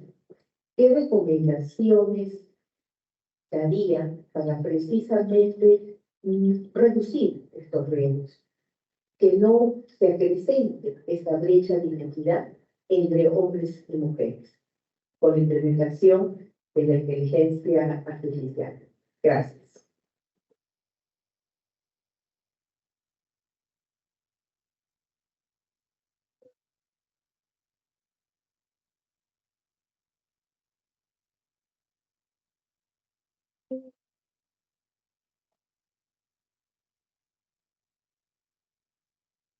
Thank you so much for this excellent question, which was also one of the questions we discussed as this group of, as a member of this expert group for elaborating the recommendation, UNESCO recommendation for ethics of artificial intelligence. And what we find is that developers in general they are working alone. We don't have those bridges between the scientific state line. We need to create those bridges. We need to work together. Engineers, scientists, experts in mathematics and physics, with those experts immune science, social science, philosopher, in his perspective, history, and we came to this result in my true experience as a member of this group of experts in UNESCO, but also as a member of this group of experts of AI and efficiency in IT. We observed that developers, they are engineers, they are working alone, and they don't have this knowledge about this gender approach. That's why all the mechanisms, especially international, first international experiments, which is UNESCO, the recommendation on ethics of artificial intelligence, it was elaborated on considering this gender approach in my perspective. I mean, in all values, principles, policy actions, we consider the gender approach. Because what we observe is that this men, 85% of the developers, they are men, not women. And they are engineers, they are not open to other kinds of science. And it's not that you have this knowledge about the gender approach. So that's why the recommendation recommended to consider gender approach when any states want to elaborate AI national strategy. We should be based on gender approach, but also on multidisciplinary approach and multi-sectarian approach. And now we have several countries, Mexico, for example, some countries are now working with UNESCO to implement this recommendation inside countries. And what we are trying to do in these countries is that, as experts, the independent expert, is to incite, to encourage government to consider the stable approach, these three, especially these three approaches, gender, multi-sectarian, and multidisciplinary approach. We need to create those bridges inside university and outside university, inside country or outside country. So I think it's the only way. Because also we cannot ask, of course, one of the answers we have when we discuss it, we say to the developers, why you are not considering gender approach? We say we have discrimination also in the reality. We have discrimination against women in the reality. You want AI to be perfect, better than human. But no, if we can't have AI better than human, if we can't take the best values from reality to this cyberspace, why not? Why not? And for that, we need just to work with us. I hope I answered this question. Tenemos preguntas de Sí, texto. hay preguntas también en el chat. Voy a proceder a esta traducción. Muchas gracias por su presentación. Sorry. Muchas gracias por su presentación. Estaba muy clara e interesante. Estoy interesada en un tema acerca del uso de inteligencia artificial en los colegios, en las escuelas, o también por la presentación de trabajos académicos, cómo esos hábitos se incluyen en los estudiantes y cómo se puede sensibilizar a los estudiantes con el uso de esta inteligencia artificial. Oh, this it's a huge problem, not only for students here in Peru, but it's an universal, in fact, problem. Again, we need to return back to rethinking our policies, strategies in science, research and scientific strategies inside every country, depending on what we have as financial, but also as universal. And we need again to work together, to know how to work together, but also we need here to enhance this knowledge concerning the protection of our data. the production of our private life, because not all we should not share all in cyberspace. We need to understand to have this AI culture, how we can use some apps. I told someone during the break, the coffee break, that in my phone, I showed you my phone, I don't have all these apps, Snapchat, Instagram. I have the most important for me, for my communication with others. And also for these apps, I read these agreements given by these apps. We need to take time to read this agreement to say what we should accept, what we should reject. And you should know that transnational companies, Facebook, Instagram, all this stuff, they are very advanced in the rules concerning privacy and the protection of data. But we, the people, we are not giving importance to these rules.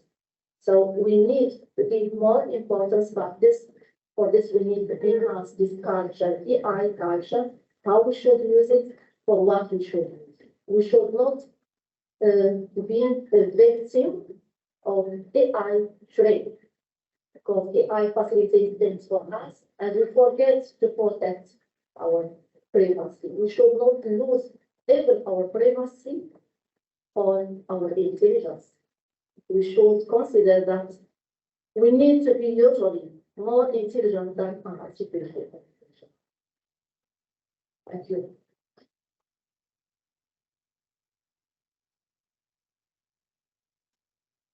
¿Alguna otra pregunta?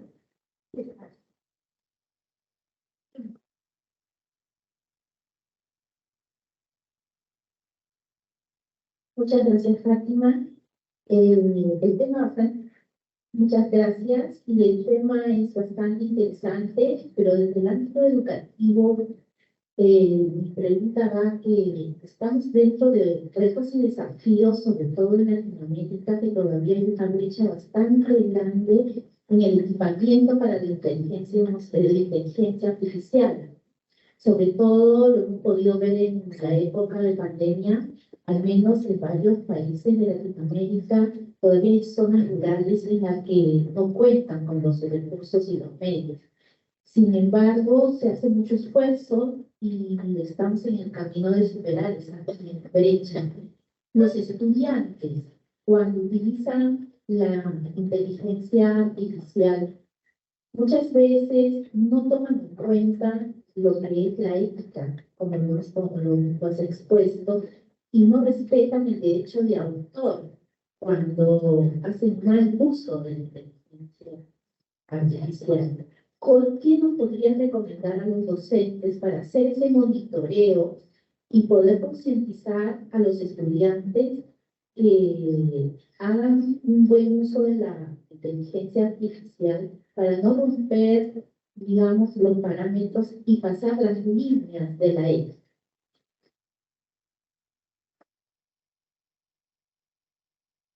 First of all, thank you for the question, for the important question.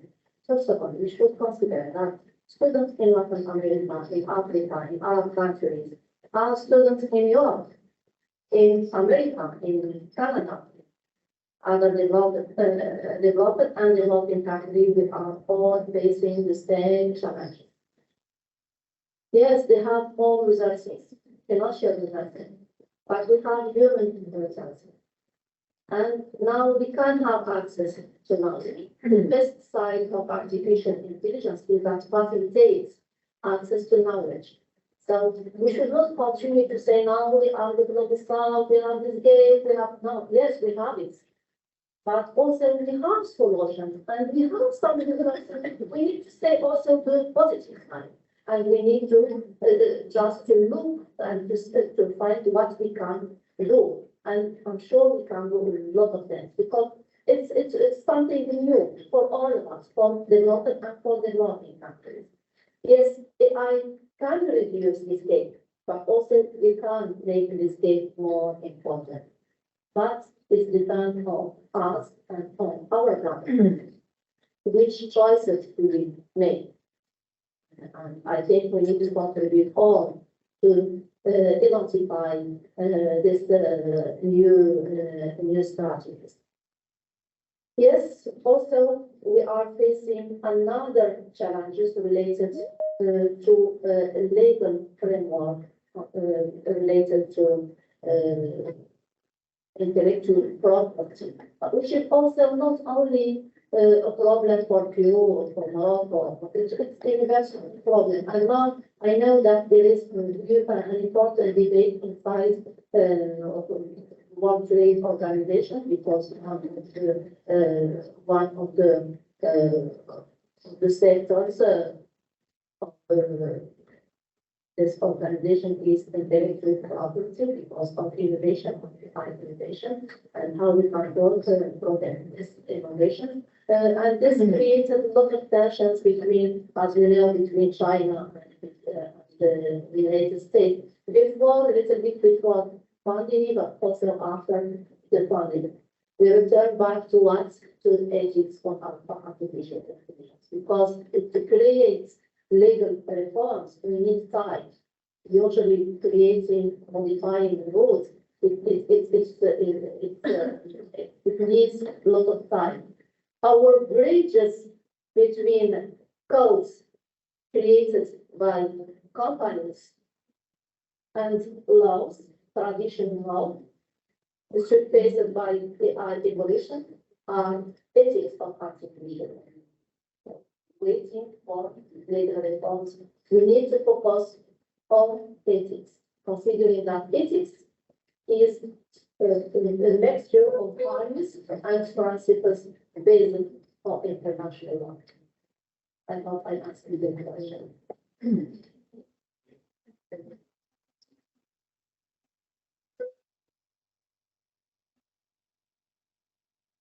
Congratulations on your conference. I would like your opinion about the new apps that we can find in the web. For example, Perplexity, Rabbit Research, Ética, etc. That can help researchers do the first steps of the research. What do you think about that apps? What do you think? What do you think about the apps that helps researchers? For example, Perplexity, Ética, Rabbit Research, that helps researchers to find articles, reviews, etc., etc. I mean, usually for AI, I'm not against AI. I'm focusing my research on my issue use of AI, on how we can face challenges, risks, threats, etc. But I'm not against artificial intelligence.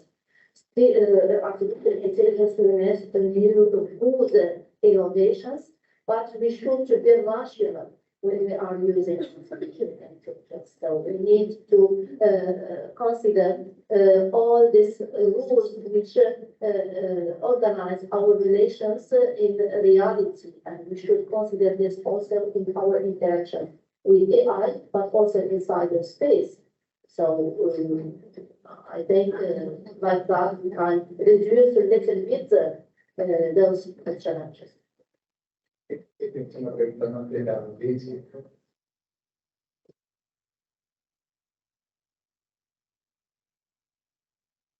Muchísimas gracias, Fátima.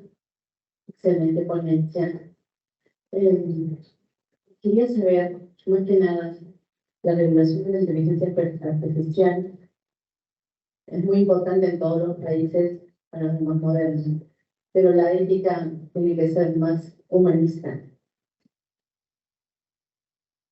Cuando dices que la inteligencia artificial se tiene que enseñar desde kinder, en la educación, a través de toda la educación, quisiera que amplies un poquito más cómo podríamos implementar esto en los niños.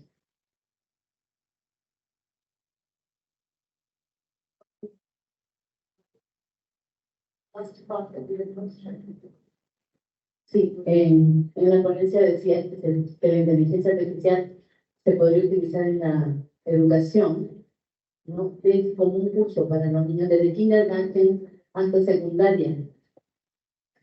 Quería saber si aparte del AlphaGo hay otros recursos.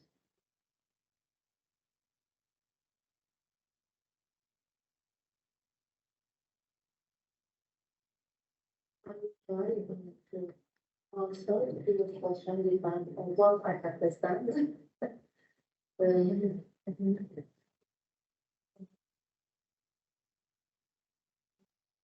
For children, what I mean is that we need to include not only AI, ethics of AI. And this what we have, what UNESCO have in the self-recommendation of artificial intelligence, ethics of AI. Of course, AI is a discipline, but ethics of AI we all should have, all kids, all students in all the scientific fields, they need to understand. So how we need to get to this common understanding of ethics of artificial intelligence. And one of the important topics, which is creating huge global debate now, is how we can unify rules and this common unify our conception of ethics of artificial intelligence. Even I don't agree with that because what? Because yes, ethics means leads us to several values, universal and values and principles, and we have this common conception of those universal values and principles. But when we return back to our countries, we have this specificities which we should consider, cultural specificities, religious specificities, tradition, etc. So we take these universal values, but then we should adapt this to our specificities. We should, yes, harmonize our legal framework to international mechanisms, but considering our specificities. So that I think it's not easy to get to this goal, which means to unify our conception of ethics of artificial intelligence. Returning back to kids, I think depend also on the specificities, depends on which pedagogical method, and we need this also create a huge debate because we need to rethink all those pedagogical methods, considering that the responsibility of the teachers.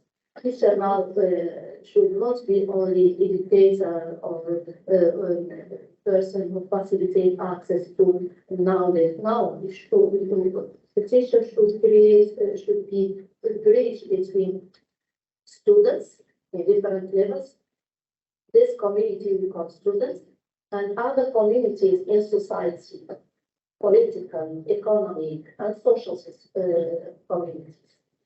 For that, we need to enhance teachers' skills with new pedagogical methods. Because when we say learning by gamification, then here we should include teachers in this. And as you know, all the teachers and parents, we reject this idea. How we can teach our kids by videos, by games? So this idea itself is rejected, but we need to prepare parents to work with parents, with families, but also with teachers to enhance. So now the question, how we can prepare teachers, it's clear. You training on the topic, but how we can prepare parents? Here we have the role of what? Of media, who should be included to facilitate interaction, this connection between parents and schools, and by teachers who also facilitate this connection between students and parents and other communities in society. So we have a lot of things to do. We need to rethink all our policies, pedagogical methods, our tasks, tools, etc. These are not easy. They are very complicated, but they are possible. They are possible.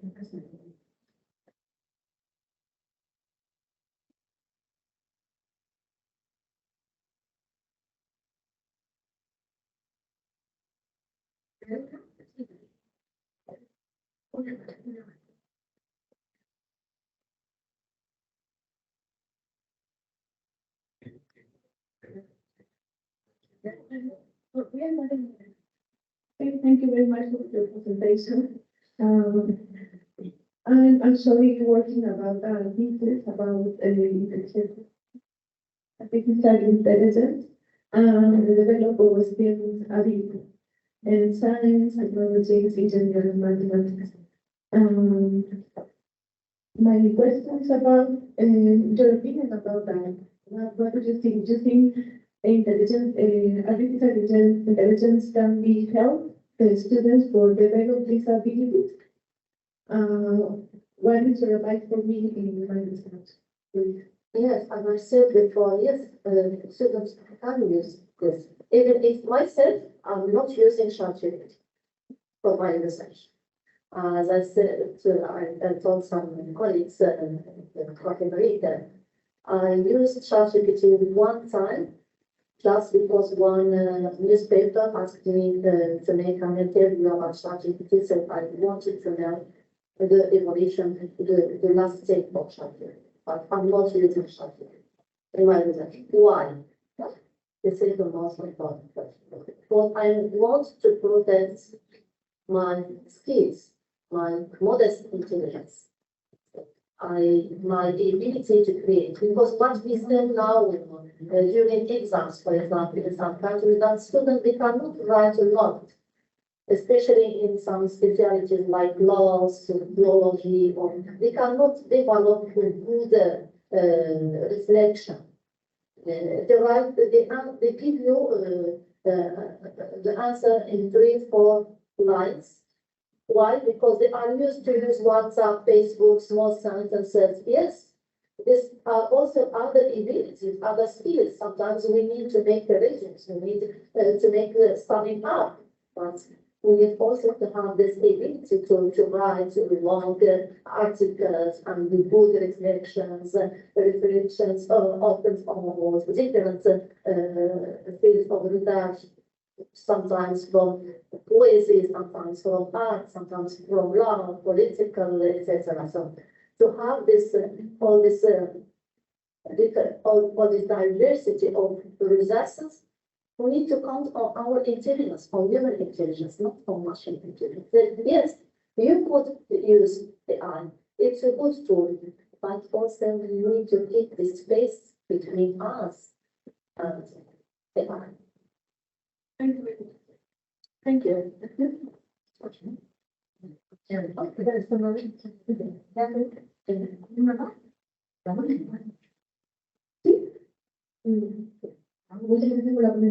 la verdad que ha sido bastante interesante. Tenía una consulta respecto a las medidas que tienen para el futuro.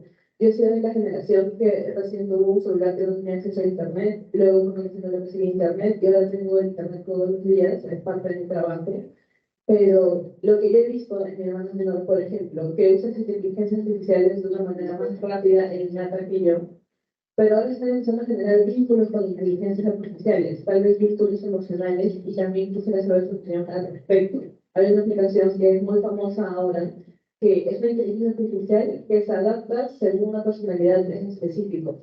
Entonces, yo puedo buscar la personalidad de un psicólogo, puedo buscar la personalidad de un profesor, puedo buscar la personalidad de mi personaje de historia favorito, y la inteligencia artificial investiga sobre ese personaje y copia su misma personalidad.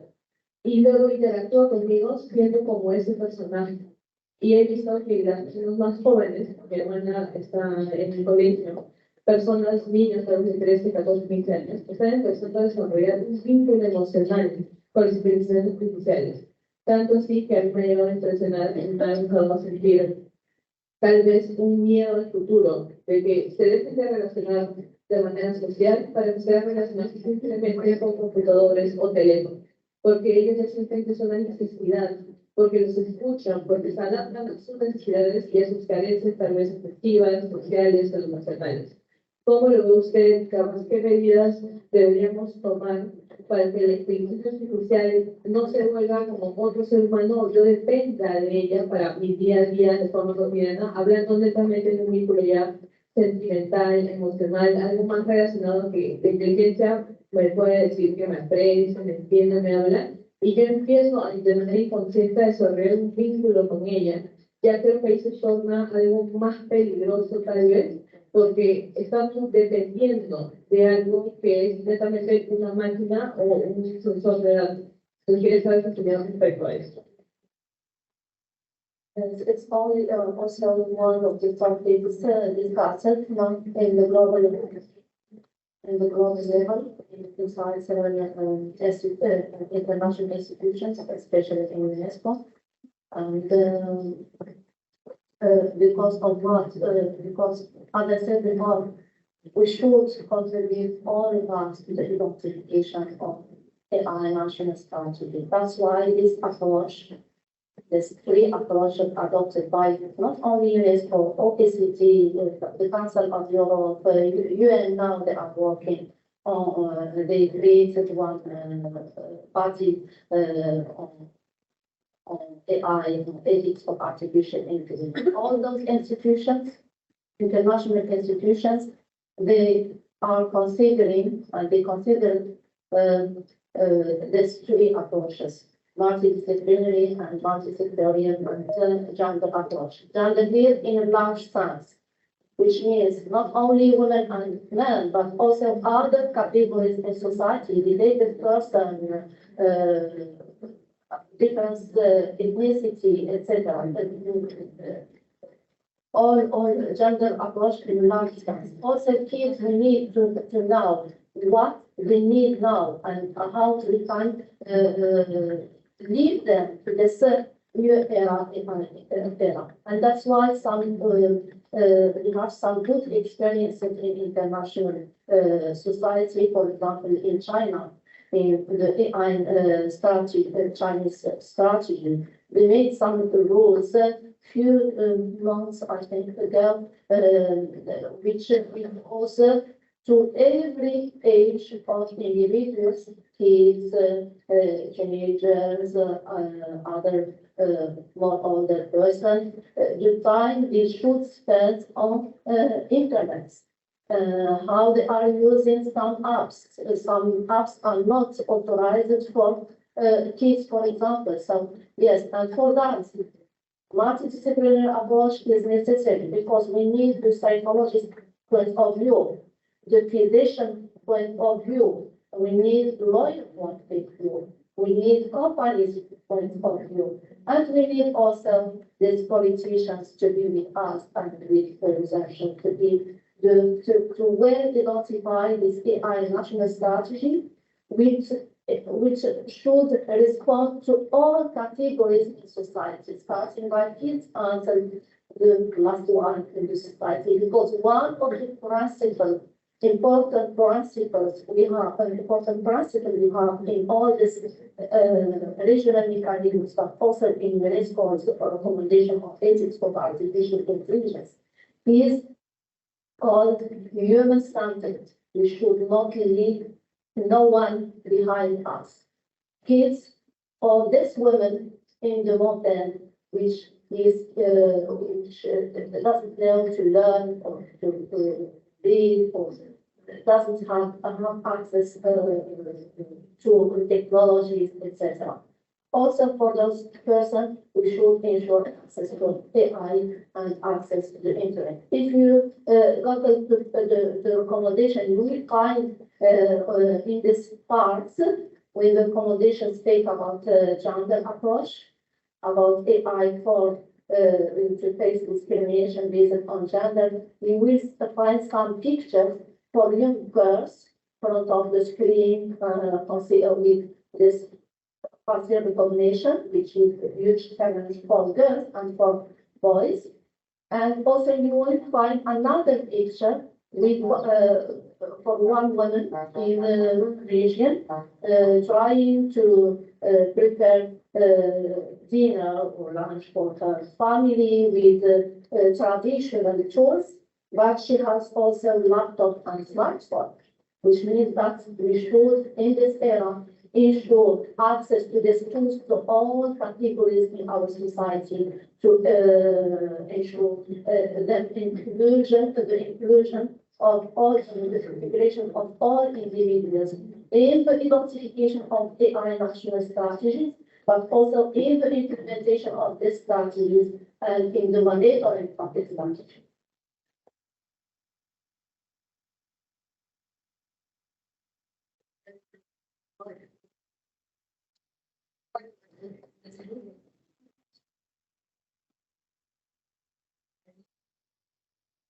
Por parte cierre de esta importante actividad en la que hemos contado con la experiencia y la capacidad de los Román, quisiera decir un breve, quisiera un breve agradecimiento personal. Gracias a Fátima, ingresé al mundo de inteligencia artificial. Estoy trabajando ya en ese terreno con varios proyectos con Fátima y eso es para mí un gran honor.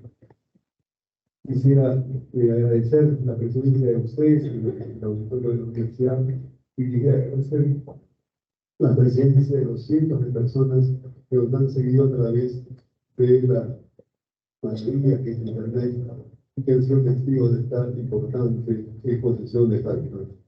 Quisiéramos agradecerles y invitarles a estar en contacto con nosotros y bueno, shukran jazilan.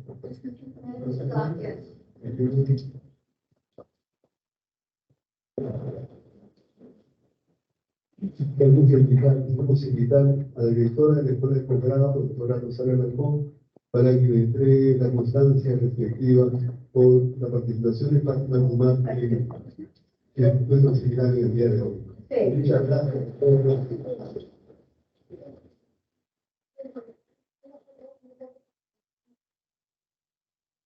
Gracias y sea acreditada permanente para la mujer, para hacer alianzas estratégicas, investigaciones, tenemos los centros que están interesados en hacer proyectos de inteligencia artificial. Nos han dejado una gran valla, un gran reto, porque tenemos responsabilidad en todos nuestros roles, como docentes, como estudiantes, que tenemos nuestra obligación de tomar estos aspectos éticos en la inteligencia, como saber usar. La inteligencia artificial es una herramienta de gran apoyo, pero que también tiene su factor de riesgo, como nos has hecho ver. Gracias, Fátima, por compartir tu experiencia con nosotros. Siempre yo reconozco la calidad de los investigadores que sobresalen a nivel mundial, la característica de la sencillez, de la personalidad de la persona y el deseo de compartir sus experiencias con los demás. Eso lo reconozco como investigadora, no solamente en tu formación académica, sino tu calidad como persona. Eso es un gran reconocimiento y agradezco y comparto tu felicidad con tu esposo y con tus hijos que te acompañan en tu carrera y que te dejan tiempo para dedicarte a la investigación y que desempeñas ambos roles a 100%. Gracias, Fátima, y estás dedicada permanentemente a la mujer. Muchas gracias.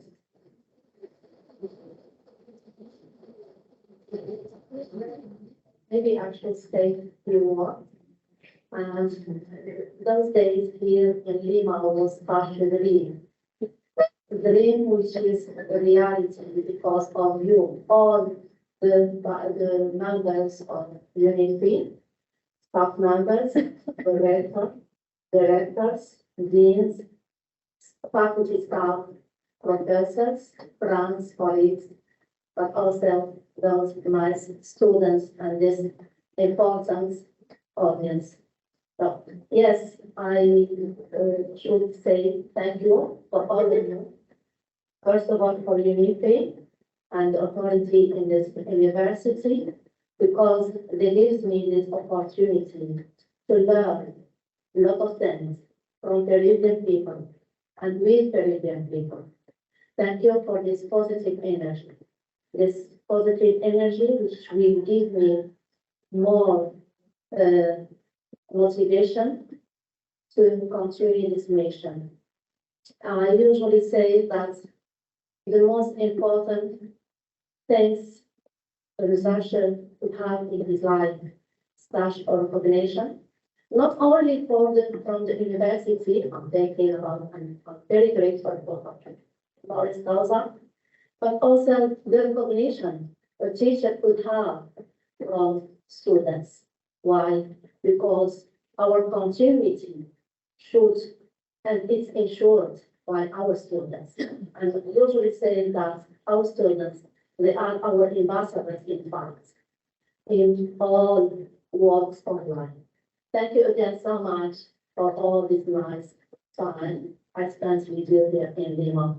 And I hope I will keep in touch, working with different projects and with a lot of colleagues in next future. And I'm usually at the disposal of this university because one of my goals in my life is to empower women. So I'm at your disposal in unity for free as a network work, of course. Thank you so much.